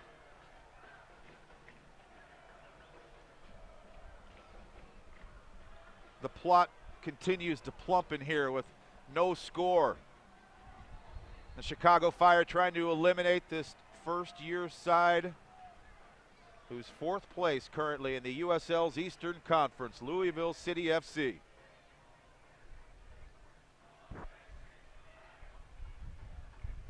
Stevens and Sean Maloney. Ritter over for Harry Ship. Ritter helps out Gouli to Prado. Quick movement, Ship and Amarikwa. Back for Maloney as he backs off on it a little bit. This is Gehrig.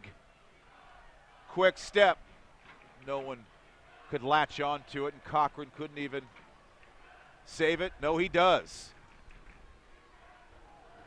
Well played, Greg Cochran. Wonderful effort to get there.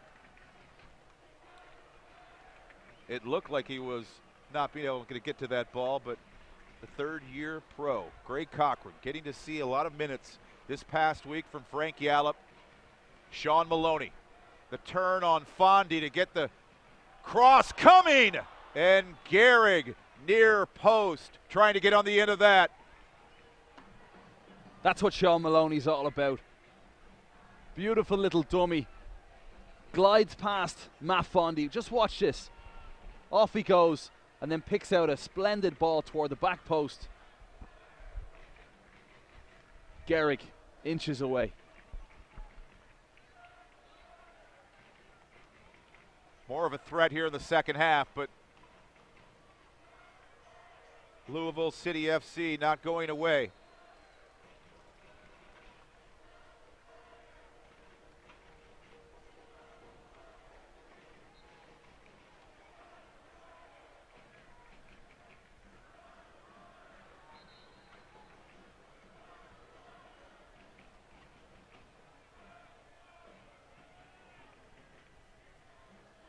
There's a lull in the action.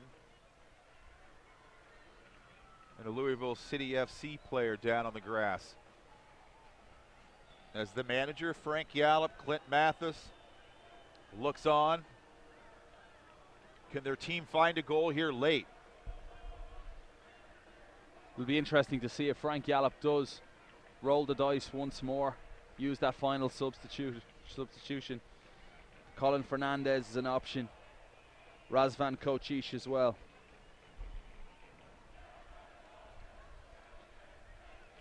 I don't think Frank Yallop will want to risk Jeff Laurentowicz with a slight groin tweak. A guy who's played every minute this season, Jeff Laurentowicz.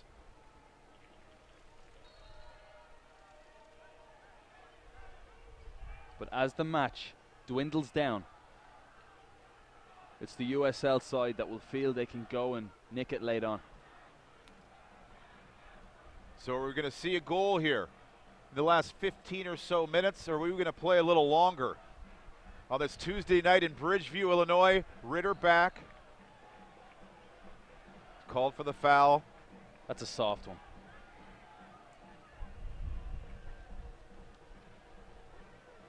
The wind helping out Eric Gehrig there.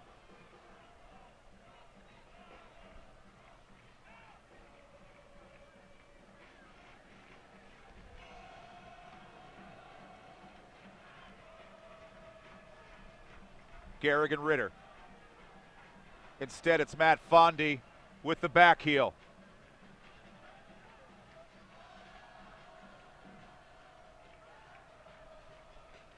Trying to creep closer to Sean Johnson's goal. Cochran anticipates the switch. Ship. Rolling ball. Harry Ship is so good when it comes to his close control in those areas. Very rarely see Harry Ship lose the football.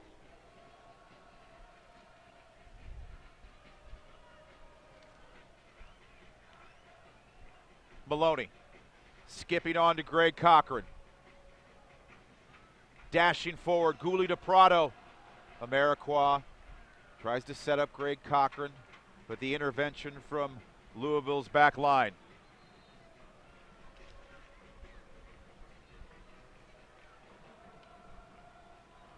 Substitution for Louisville City FC in the 86th minute of play. Entering the match, The Irishman, Niall McCabe, Cubs into the match late on.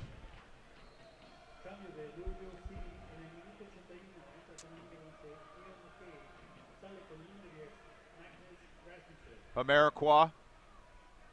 Ship just out too far in front for his liking. Plops back down to Ship though, but immediately draws attention. Matt Fondy making a run. Adi Elton there.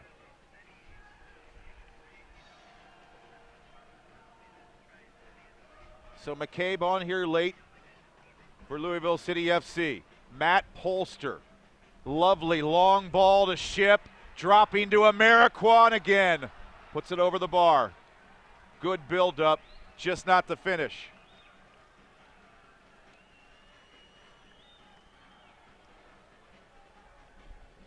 What a sublime touch from Harry Ship. Excellent vision once more from Matt Polster. Ship, the assist man, with a great touch and layoff for Amarikwa, who just can't keep his shots down.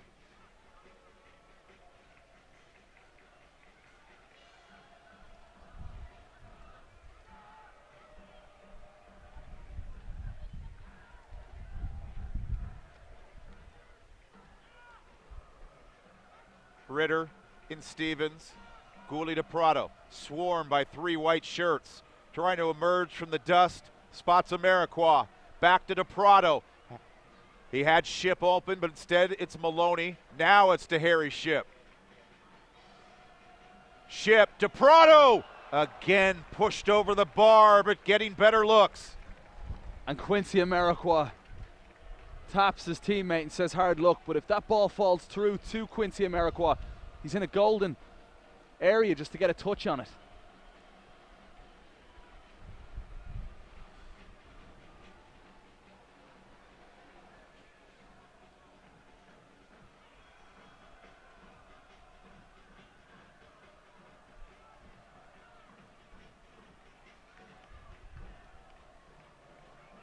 Dakers was able to slither loose, but it's Polster.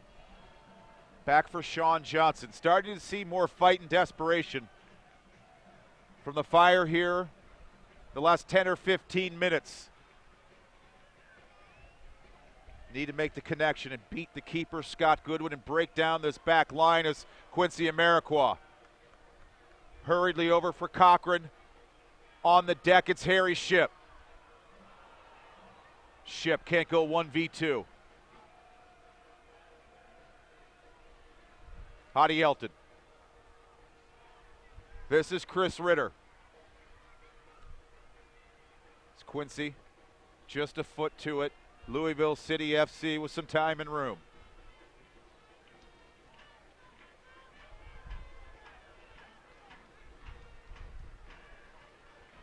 It's a great pass.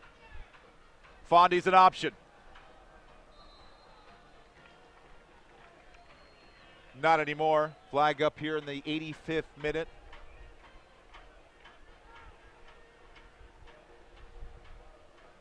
It starts off with Chris Ritter. It was a lovely move from Louisville just to find McCabe in the space between the lines. He's the fresh legs. He's eager. Got to keep an eye on him. He came on to replace Rasmussen. Goal kick.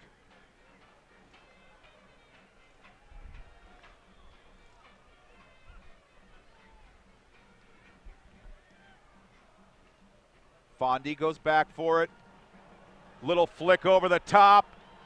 Louisville City FC, dangerous. Polster goes down. Hadi Elton saves the day. You said it, Dan Kelly. Hadi Elton back to save his team. Carved apart, far too easy. It was McCabe who just got in behind with relative ease. A good assist from Fondy.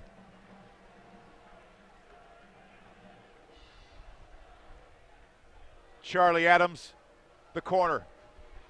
Sean Johnson watches it with the wind swirling.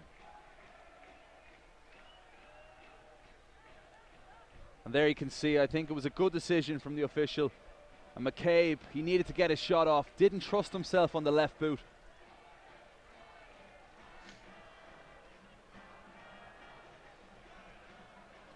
Maloney. Slippage from Harry Ship, but it stays to Amarikwa into the area, thinking Gouli to Prado, but instead into the awaiting hands of the keeper, Scott Goodwin. Seen a few players slip tonight. Polster moments ago at a very dangerous time is here. Safely knocked away.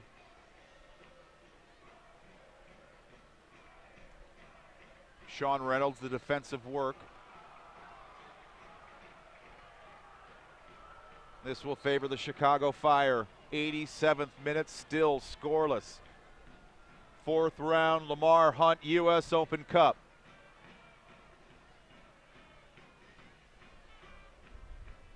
Mikey Stevens. Gehrig's got some room. Cross never threatening. Drops down, it's Maloney. Ritter and Ship teaming up in the midfield. Now Maloney joins.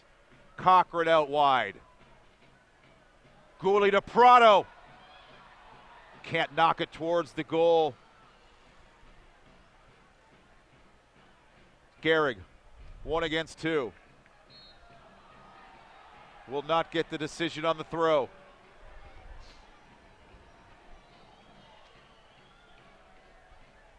Nice build-up play once more. It was a nice cross too from Cochran. DePrado gets his head on it, and then the official decides to give a free kick for something that frankly I didn't see. Seemed like 3 players going for the ball. Nothing much else in it.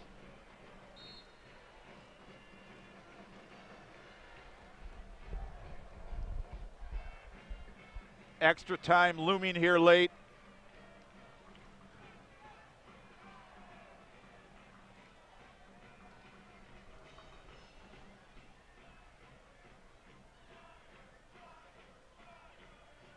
Sean Maloney.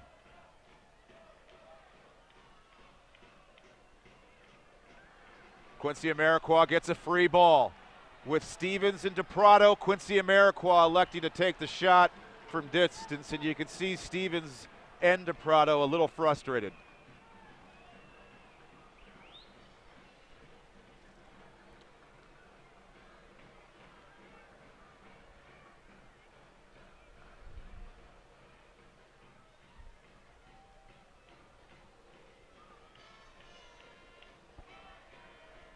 The rookie Matt Polster.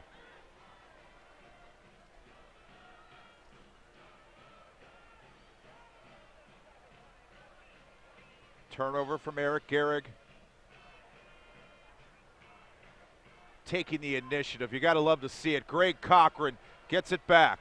Here's Mikey Stevens. Again, no one in the area. Quincy Amarikwa trying to get body position. He had Ship open. Uses him. Harry Ship. Cross comes. The referee gives a goal kick. Quincy Amarikwa, well done once more. Just doing everything he needed to do. When it's not going your way, you work, you work, you work. And then you work some more.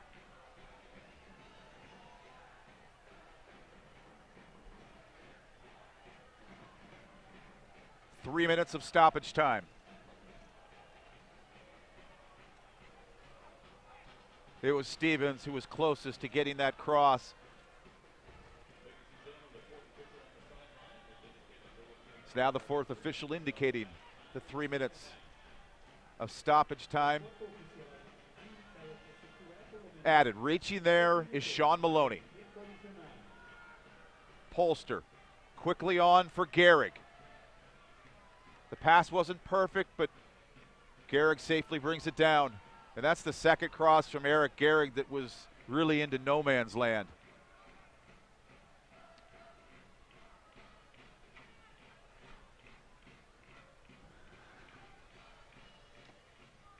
The switch is on for Louisville City FC. Ship the takeaway on Dakers. Recovered by Dakers. Into stoppage time. Polster. And McCabe had made a wonderful run through the center. Punched forward by Adi Elton, looking to counter. Gouli to Prado. Tangled up at his feet. And right back comes Louisville City FC. Here's McCabe, the Dubliner.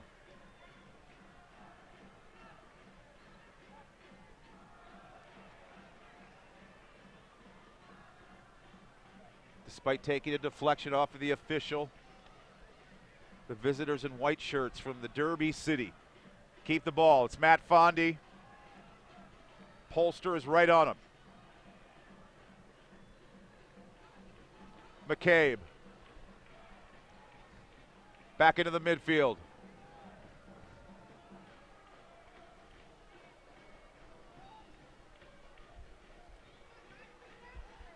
Cross comes in. Knocked away by Adi Elton. But a late corner upcoming.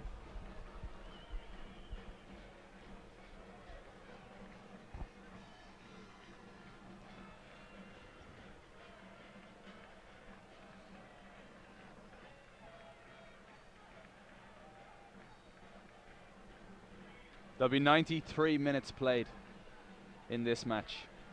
This, the 93rd minute, maybe the last chance of the match. Juan Guzman spins it in. Adi Elton pops it out. Second try, well wide. I think you might have to call that ambitious, to be fair. Well, it is late.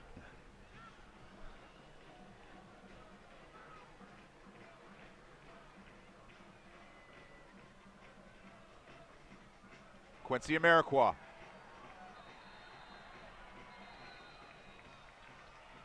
All right, I was wrong. A little more now time. Now we get ready for last chance saloon here.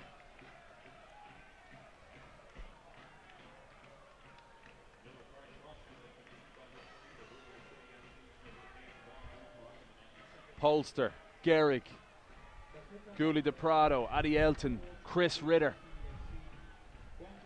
Big players all forward, all inside the box. Sean Maloney hovering on the outside. Thumped in by Harry Shipp. Punched away by Goodwin. Little extra soccer will be played on this Tuesday night in Bridgeview, Illinois. Nothing settled through 90 minutes between Louisville City FC and the Chicago Fire. Safe to say both teams had really good opportunities to put the ball in the back of the net as well. Quincy Amarikwa had an awful lot of shots, came close, well, had a good opportunity in the first half. But all square.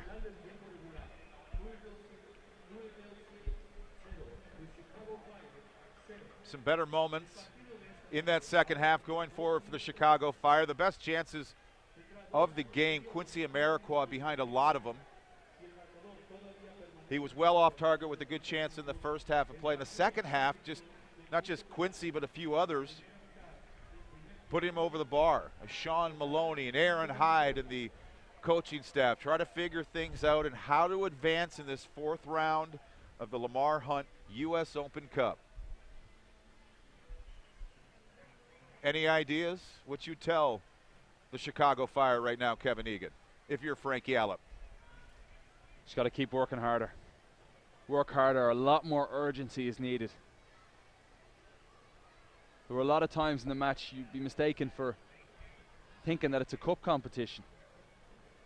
Chicago Fire have the talent. They've the better squad.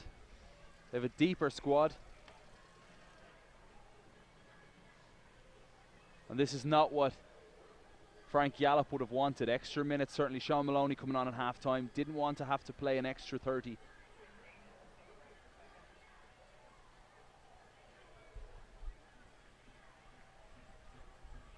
But they will have to tonight.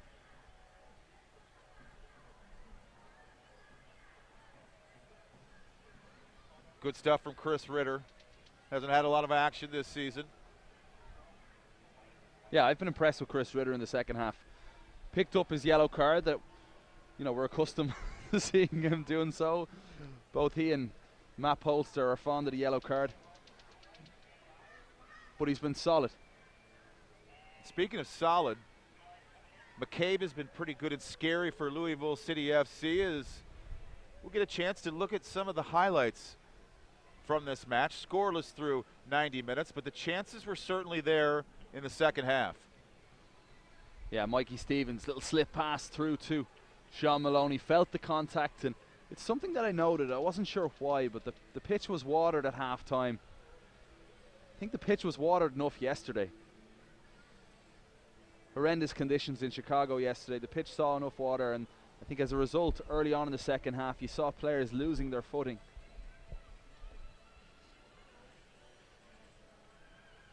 This was a clatter on Eric Gehrig.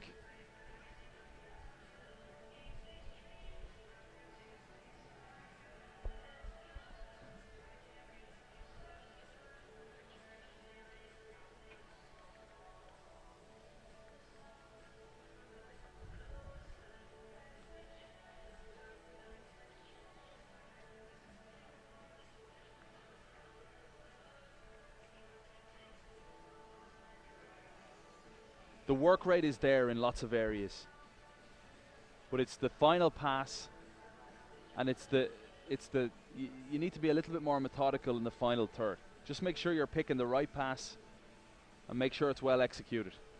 It sounds like what you've just said is at times been the story of this season. Yeah. We've used the word ruthless an awful lot. Being ruthless doesn't necessarily have to be the final phase of the play. It's being ruthless in your passing. Be confident in your passing, make sure of it.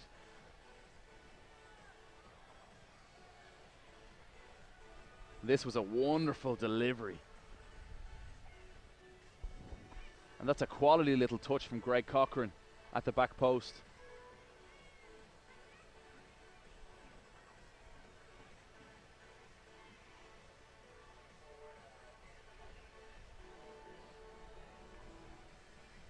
So now into extra time, 30 minutes. Chance to redeem themselves after not being able to find the goal. Few valuable punch outs from Scott Goodwin, but really didn't have to be called upon.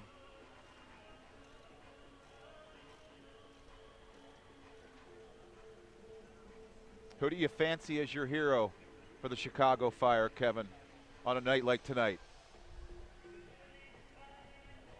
The one player desperate that's tried on many occasions is Quincy Amarikwa. You feel that if he's going to get that goal, it might just be a scramble where he throws his body on the line in the box. But it's finding Gouli de Prado. You've got the Fire's three of the most creative players in the Fire squad now on the pitch. Sean Maloney, Harry Shipp, and Gouli de Prado. You look for one of them just to show a little bit more commitment going forward.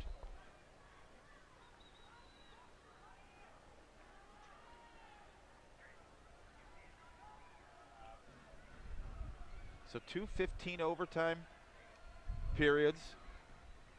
1 minute interval between periods. So the first of 15, here's Harry Shipp. Stevens goes end line. That's Louisville City FC.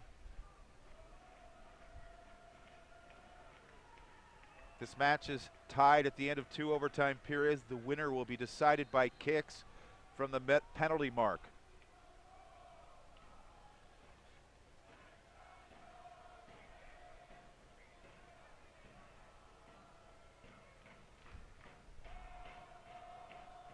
Kadeem Dakers is down for the visitors.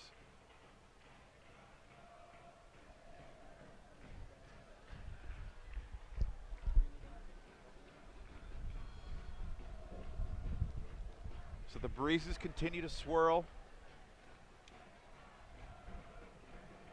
into extra time in Bridgeview. All 17 US-based MLS teams playing over the next 2 days. A wild time in the 4th round of the US Open Cup. 16 games the next 2 days, including 9 tonight. As we search for our first goal. Substitution for Louisville City FC in the men's second minute of play. Entering match number 16, Nate Polak. Leaving the match number 7, Kadeem Baker. So Nate Polak now off the bench for Louisville City FC.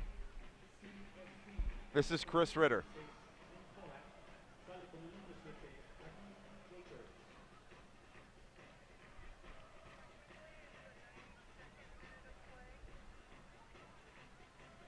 Hadi Yelton unable to make the connection with Harry Shipp.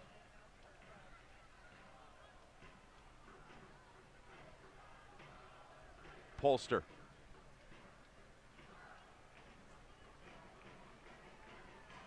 Cochran over to Prado's way.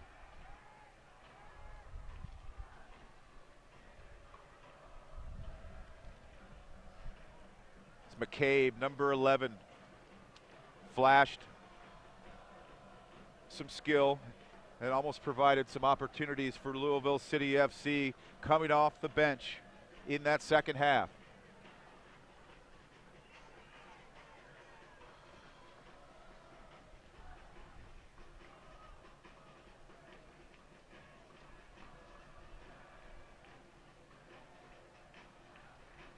Cochran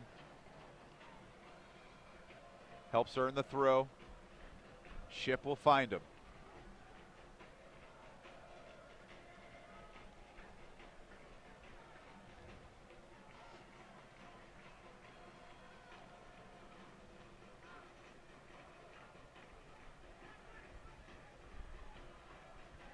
Ship's available. Polster sees him, sprays it his way.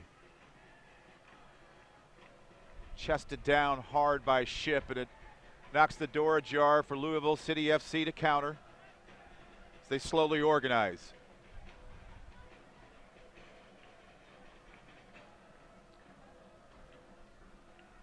McCabe shirking loose from Polster. Softened by Sean Johnson. He's been a real bright spark for James O'Connor. Bringing in Niall McCabe, he's done very well. Quincy Amarikwa can't beat two men. But it's not on, Dan. That play was not on.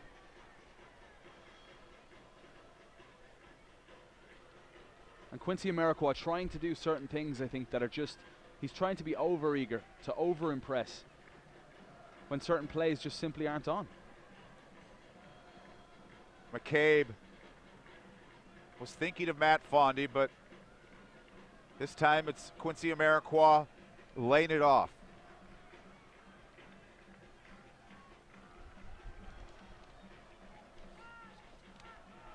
It's so labored right now, and that's something that I think needs to improve. Up the ante. Put the third division team under pressure. Stevens, DePrado. And the frustrated glances continue.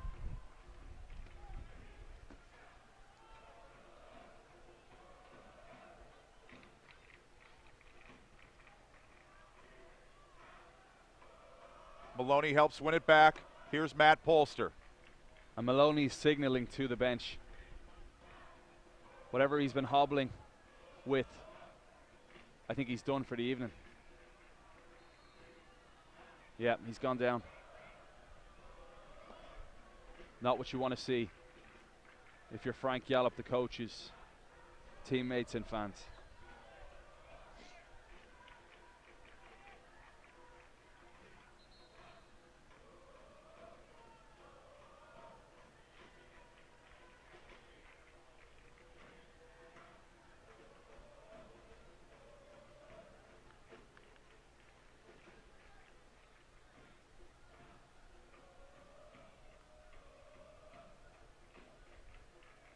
Sean Maloney just played in an exhausting football match on Saturday in Dublin, Ireland.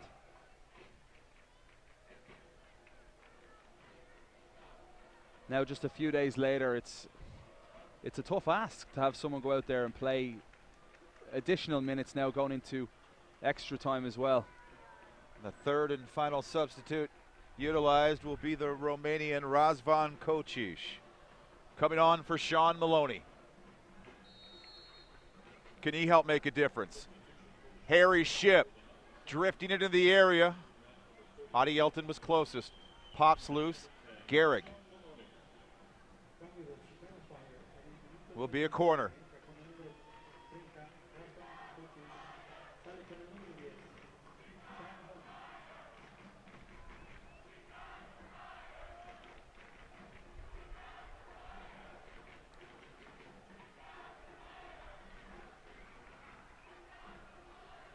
Right-footed in by Ship.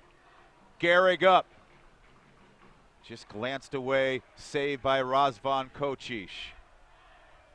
Again, it's Gehrig. Something to think about there, but Scott Goodwin calmly brings it down.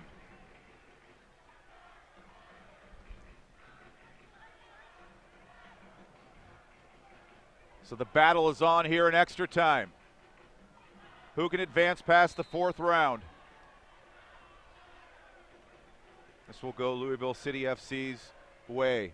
Almost halfway through the first 15 minutes of extra time. But I admire that from Gouli DePrado. The referee gave a free kick, but the effort was there, the commitment was there to try and get back and win the ball.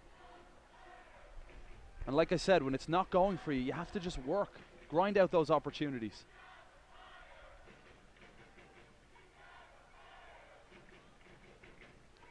Turned back by Aiden Quinn.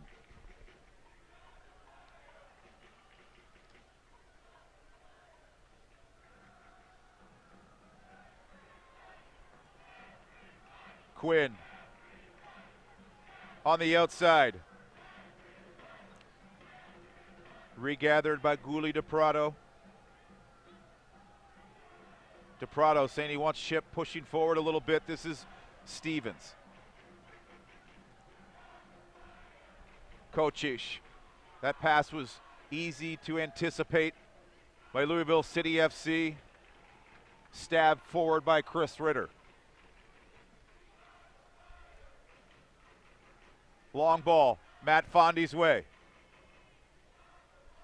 Off of Adi Elton.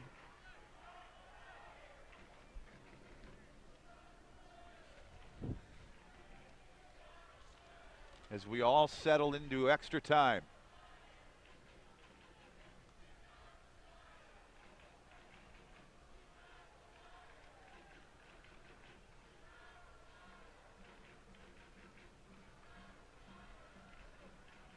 Louisville City FC, the routine roller. No spillage from Sean Johnson. We're not the only ones playing extra minutes around North America. Philadelphia and Rochester Rhinos. Now a final, Philadelphia Union, the Major League Soccer team, winning on penalties. There's Amarikwa.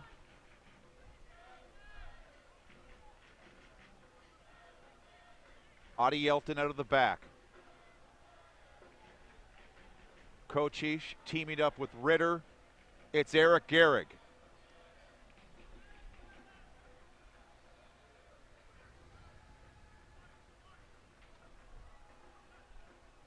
Spots Kochish. Kochish, can he get the shot away? Moves in a little closer. The process helps get a corner. Not bad from Razvan Kochish. From that distance though, with the breeze, this is something I've said and I'll say it again. Have a go. Have a strike. Be confident in your ability. Ship. Low service. Tangled up at the feet of Razvan Kochish, so it ends up just being a goal kick now. There's a huge breeze.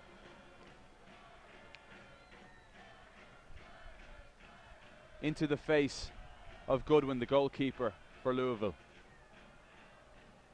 If you're the Fire, test them out.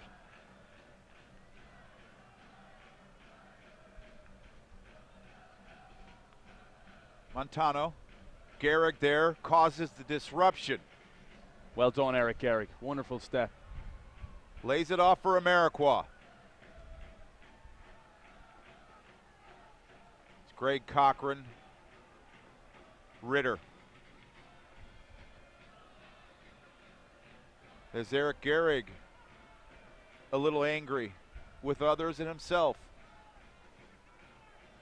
Well, he's saying that the pass was on to Matt Polster, just to give the easy ball. Eric Gehrig realistically was under a bit of pressure. Ship trying to squirm loose. Picking up the pieces, there's Amarikwa. And doesn't do much with it. On the counter, Louisville City FC. Trying to funnel it into Matt Fondy all evening. Well read though from Adi Elton. Always looked in control of that situation.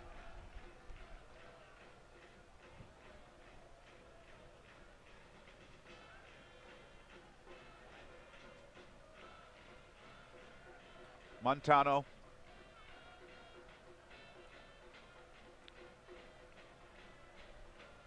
Adi Elton. Protecting Fondy there. This is Matt Polster.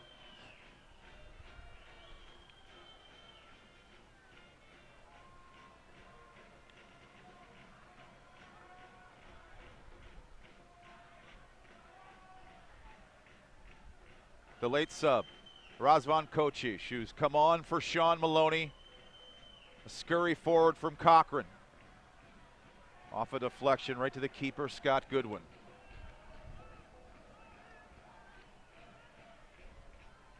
Fourteenth minute of this first 15 minutes of extra time.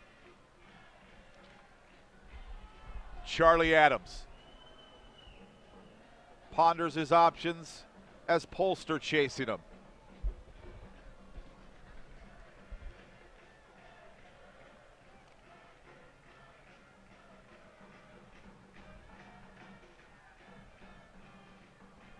McCabe lays it off.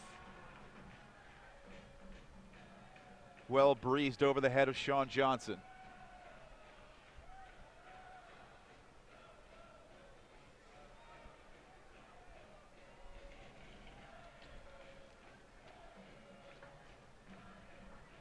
Section 8 and the supporters certainly haven't stopped.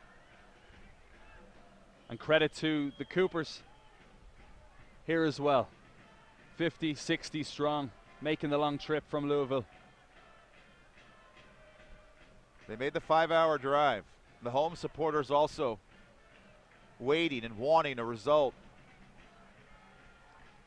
Hoping this is just the beginning of a run, but it hasn't got off to the start they expected. As Louisville City FC has been a handful. They have, and no matter the outcome this evening, I think that James O'Connor and his team will be pleased with how they can stand up to a Major League Soccer team. As we see once more an absolutely crunching tackle from Chris Ritter. One down, one to go, maybe more.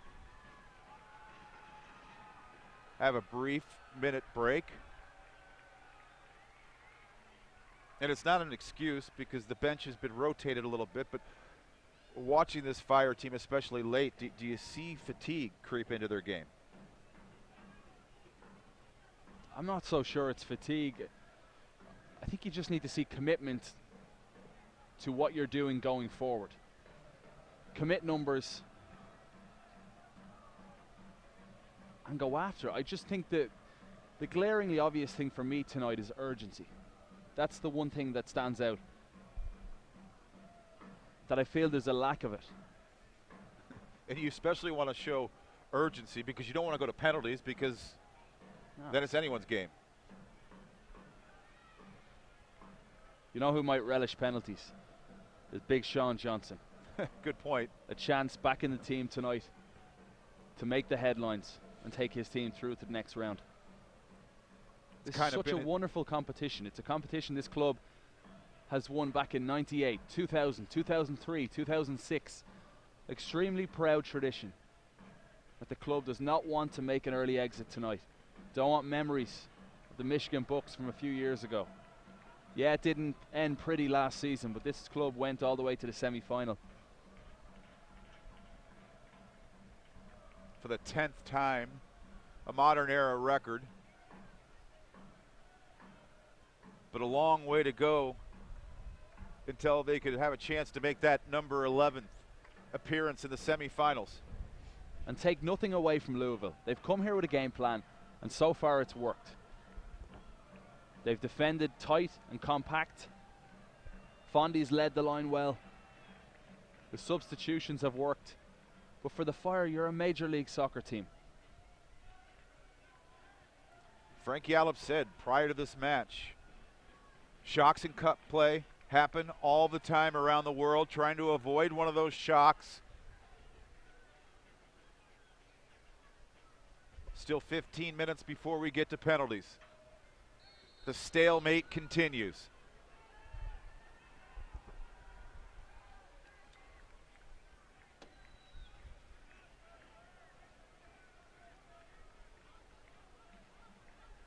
Matt Polster signaling and barking from that back line. Everybody move up, move up. And now it comes back to the kid.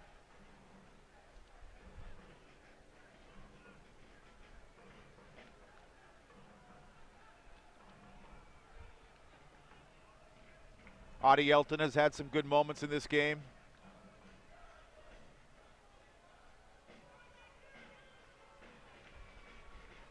Razvan goes for a little spin. Leaves for Stevens. And that's better from Harry Shipp. Just, if it's not going well, just drop inside and pick up the football and make something happen. Well played by Burke to take it away from Greg Cochran. Turnover, there's Chris Ritter. Calmly, Coach Ish. Let's Polster run onto it. Gehrig, Gouli to Prado. As the cross easily claimed by Goodwin. Quick distribution is Louisville City FC.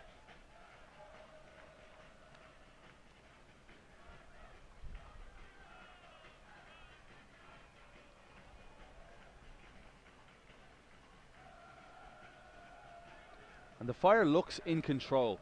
They look like the team that's certainly not going to be broken down.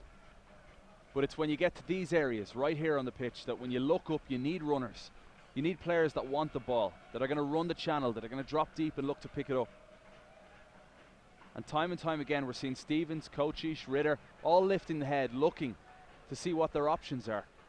And maybe playing the ball backwards, the 5-10 yard pass, this sort of pass right here. Here's some room now for Ritter. Shipp making the overlap is Cochran. Harry cuts to the middle. Stevens, Greg Cochran, cross coming, rising up is Gouli to Prado. Scott Goodwin. There's Ritter. Much better build up. The outlet, Greg Cochran. Nice interplay, Harry Shipp, Michael Stevens as well.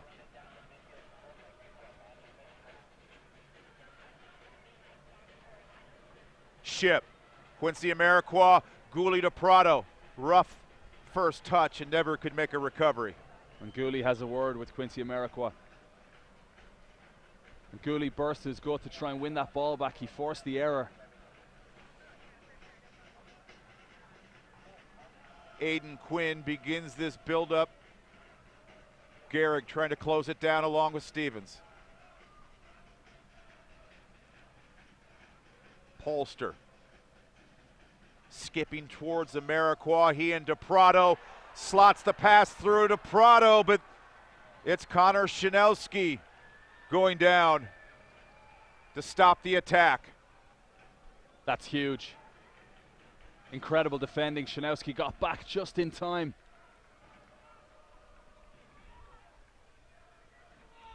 It looked like the perfect pass for Gouli to Prado.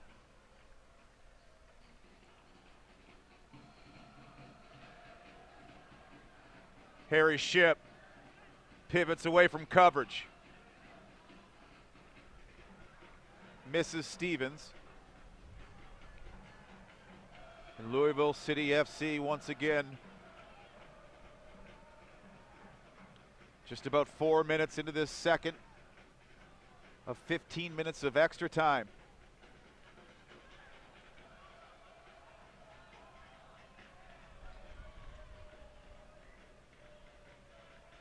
So the former DC United homegrown product, Connor Shanowski, making the big play.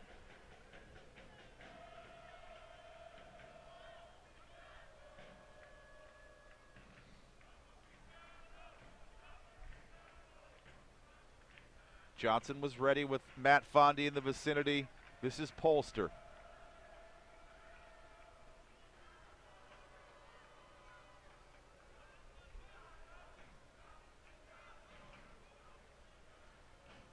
Ritter sees he has a little room, especially on the right side, over for Polster.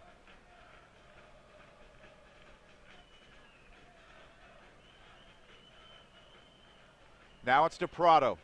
And look at Louisville's shape. It's very impressive. They've got the four, the one sitting in front and another four. Fondy up front by himself, just so content. They're shifting as a unit, they're sliding as a team. Gehrig tries to play it across. He'll get a second chance. Quickly evaporates, but here's Ritter. And with that solid shape, it's going to take a little bit of creativity from the Fire. A nice pass like we saw just moments ago to Gehrig. Amarikwa to Gehrig from the corner spot, launching it in.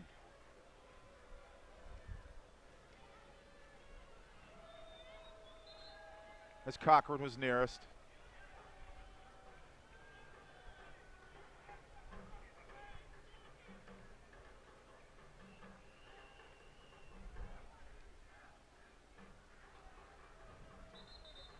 And the referee and the officials have actually given this to Louisville. Said it took a deflection.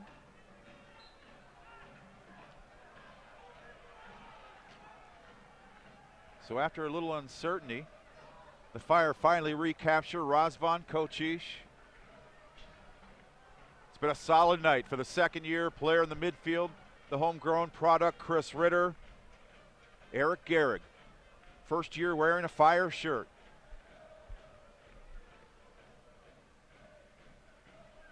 Huge props to Section 8.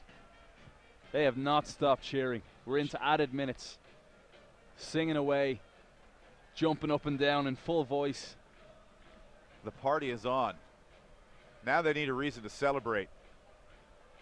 Kocic. Corner opportunity upcoming as Harry Shipp makes the jog over. Chicago Fire completely dominating in extra time so far, both in the first half and here now in the second 15. About 8 minutes to play. Shipp knocks it in. Adi Elton was nearest. It's going to come down for Ritter.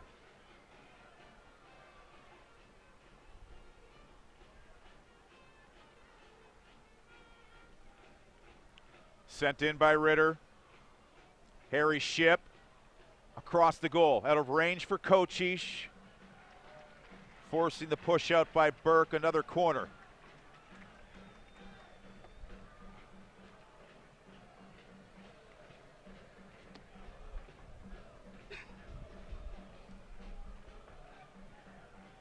Trying to avoid watching this game go to penalties. Harry Shipp in front of his supporters. An easy grab by Scott Goodwin.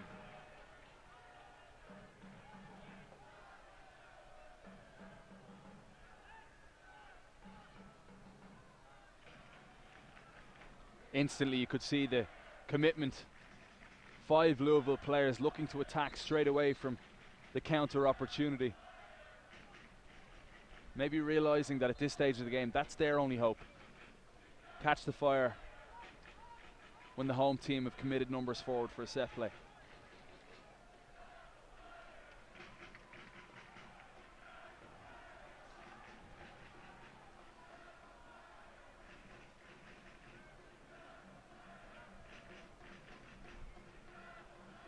Polster going long.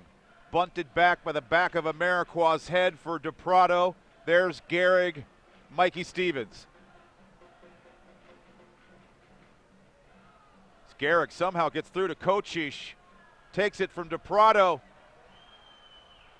As Stevens was trying to create another late corner. It's one of the best bits of build-up play we've seen all evening.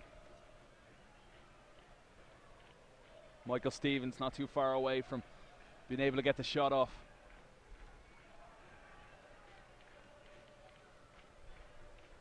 Shipp plops down. DePrado, the blast! Takes a deflection wide. Another lick from the corner coming.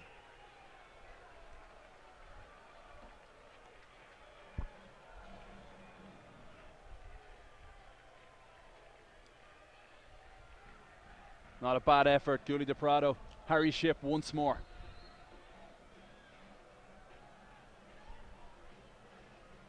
Shipp showing the official that the ball That's silly. Properly aligned. Chance of holy Shipp. Harry dishing it in.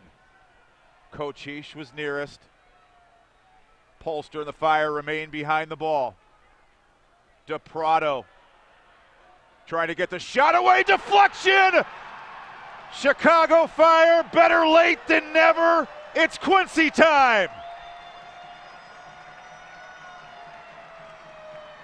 Well, we haven't seen that episode in a while.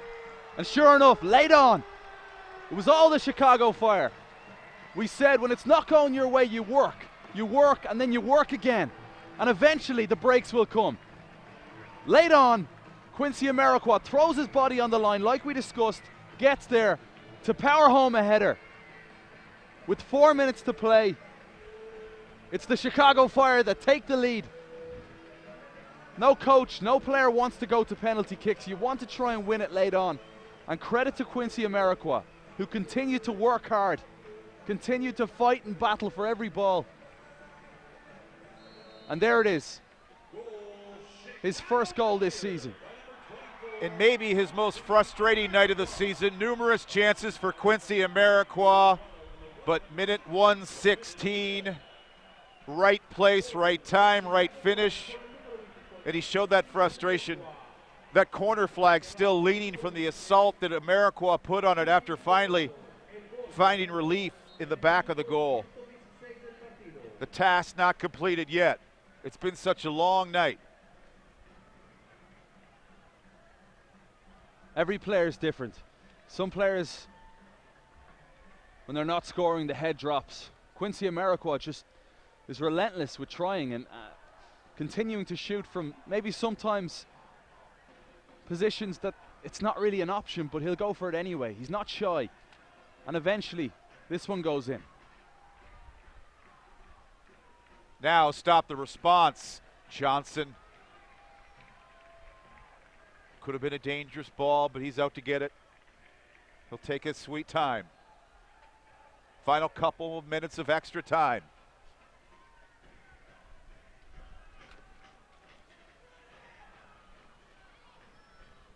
That's an incredible pass against the wind from Matt Polster. But at this late stage of the game, Dan, you go back to the Harry Shipp post-game comments against Orlando. Keeping the football. Don't change the way we play just because we take a lead.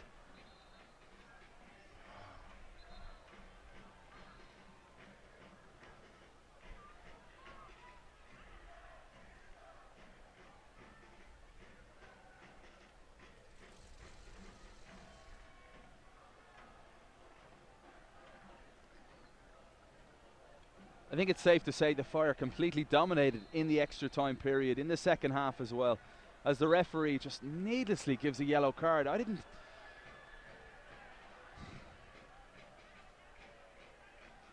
Saying that Eric Gehrig just delaying, wasting time.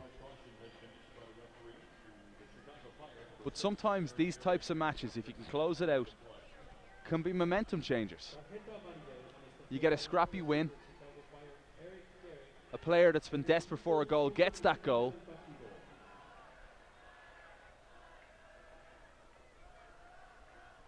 And it can give the club a big lift.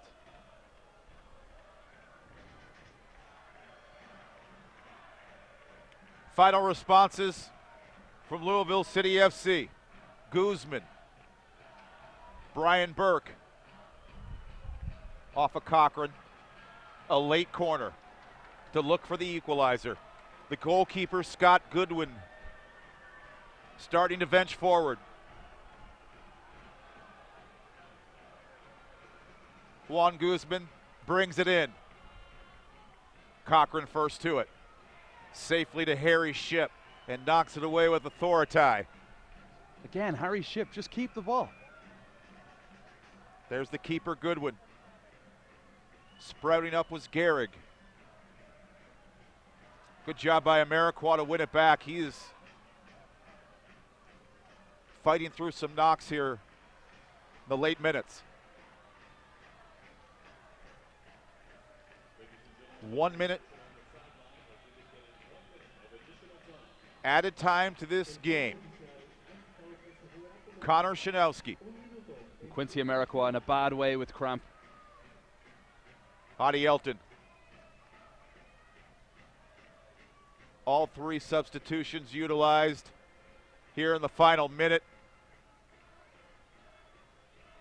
Is Adi Elton, number 4 in the back line. He's played a lot of minutes, has been quietly solid back there.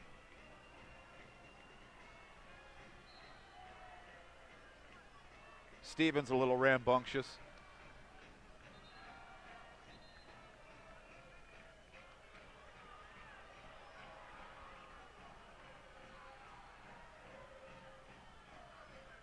There's Chris Ritter. Brilliant. You look for someone to get on the end of it, just go up and win the ball, be confident to go and do it, and Chris Ritter. And Matt Polster again. Last looks at goal. Burke. Knocked away by Adi Elton. Kochish helped out by Gehrig. The great sound of the whistle. A long night that wasn't easy, but the Chicago Fire are moving on to the 5th round of the U.S. Open Cup.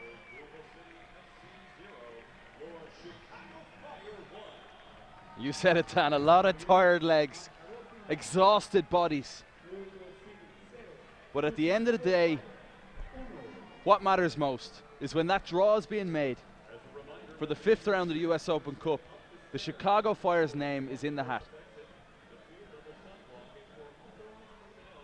The draw will be Thursday. The coin flip will be July 18th to determine the site of the 5th round. Huge credit to Quincy Amarikwa. I go back to what I said about battling and fighting and just being able to persevere through tough times. It doesn't always go your way. But Quincy Amarikwa continued to fight, never ever gave up, and got his just rewards, taking his team to the next round. Good to see Sean Johnson back between the sticks, and Chris Ritter, second year. He's had trouble getting some minutes this year. One of his best performances as a pro. I think so. I'd agree with that. Impressive in midfield. Also, you have to give credit to Louisville. James O'Connor and his team, his young team, to come here and play as brave as they did. I thought they performed admirably. They're having a good season, USL. And no doubt they'll go into this week's game now, yeah, with tired legs, but proud of themselves. Yeah, James O'Connor's side showed well on the road. They wouldn't go away, and I guess it's a relief because the way the match was going, it looked like we were going to end in a stalemate and have to be settled by penalties, but the Fire avoid that fate and take care of business late in extra time. And they rightfully show a big applause and appreciation for the supporters in Section 8 who never stopped the energy all evening. And the Chicago Fire players. So we see James O'Connor leaving here at Toyota Park. The Fire players going over and giving their jerseys, some of them, to the great fans in Section 8. It's a beautiful evening here, but it's gotten cold and they brave the cold and continue to support throughout. It was about this time last year that the Fire survived against Colin John and the Pittsburgh Riverhounds. It was a weather-delayed match that went into the wee hours. We don't have to go as late this time. We didn't think we'd see Quincy time, but we finally do latest. Quincy Amarikwa and Sean Johnson go off happy. A little tired tonight, though. Yeah, in the 116th minute. That was the most enjoyable episode of Quincy time all season. Finding the winner late on. That's how it's done.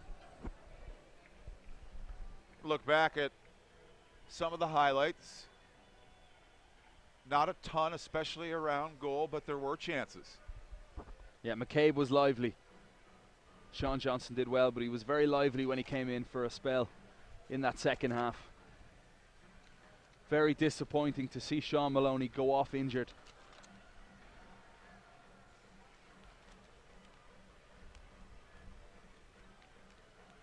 And hitting the target for a lot of times was the challenge for the Fire. From distance, missing it wide, missing it high. I thought in certain areas the Fire could have shot more often. But you're talking about massive players for this football club that we're missing tonight. Jovan Jones, I've argued with you about this before. I think he's been the most impressive signing. David Akam is, when I say impressive with Jovan Jones, an under-the-radar type impressive.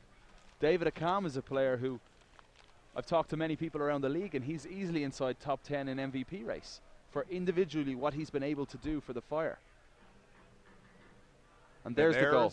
The difference maker, the deflection, Quincy Amarikwa. And this is when he goes to the flag and takes out some frustration for some missed chances earlier. And maybe that's where the cramp set in. Poacher, inside the area, great instincts. And it's been a frustrating season for Quincy and Amarikwa. But how sweet does that feel?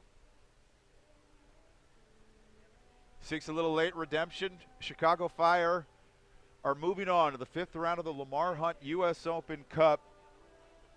They eke out the victory. We talked about what was impressive, but not all good tonight. Moving forward, back into MLS play next Wednesday, not this Wednesday, but a week from Wednesday, hosting DC United, which will be Pride Night here at Toyota Park, June 24th, 7:30 p.m. kick. What do they need to work on going back into MLS play? Just being winners at home. Going out there, setting the agenda, and forcing the opposition to play on the back foot and creating more gilt-edge opportunities. But they get by tonight, they get the win. Credit to Louisville once more on a brave performance. But the Fire will welcome back some stars. Akam, Jones, back in the team. Hopefully Sean Maloney isn't seriously injured and will be ready for next week. But roll on in the US Open Cup. It was a wild night of soccer in the Chicagoland area, heck, around North America. Good news, the U.S. women beat Nigeria. 9 combined U.S. Open Cup matches. It took a while for the Chicago Fire. They prevail victorious. The final in extra time, 1-0 over Louisville City FC. For Kevin Egan and our entire crew, thanks so much for joining us. We hope this is the beginning of a long run and maybe the springboard to more positive results in MLS play, which we'll see once again 8 days from now here against DC United. Absolutely. Thanks everybody for watching. Those around the country, especially in Louisville and here in the Chicagoland area. Until the next time, good night. Hope this is a long run.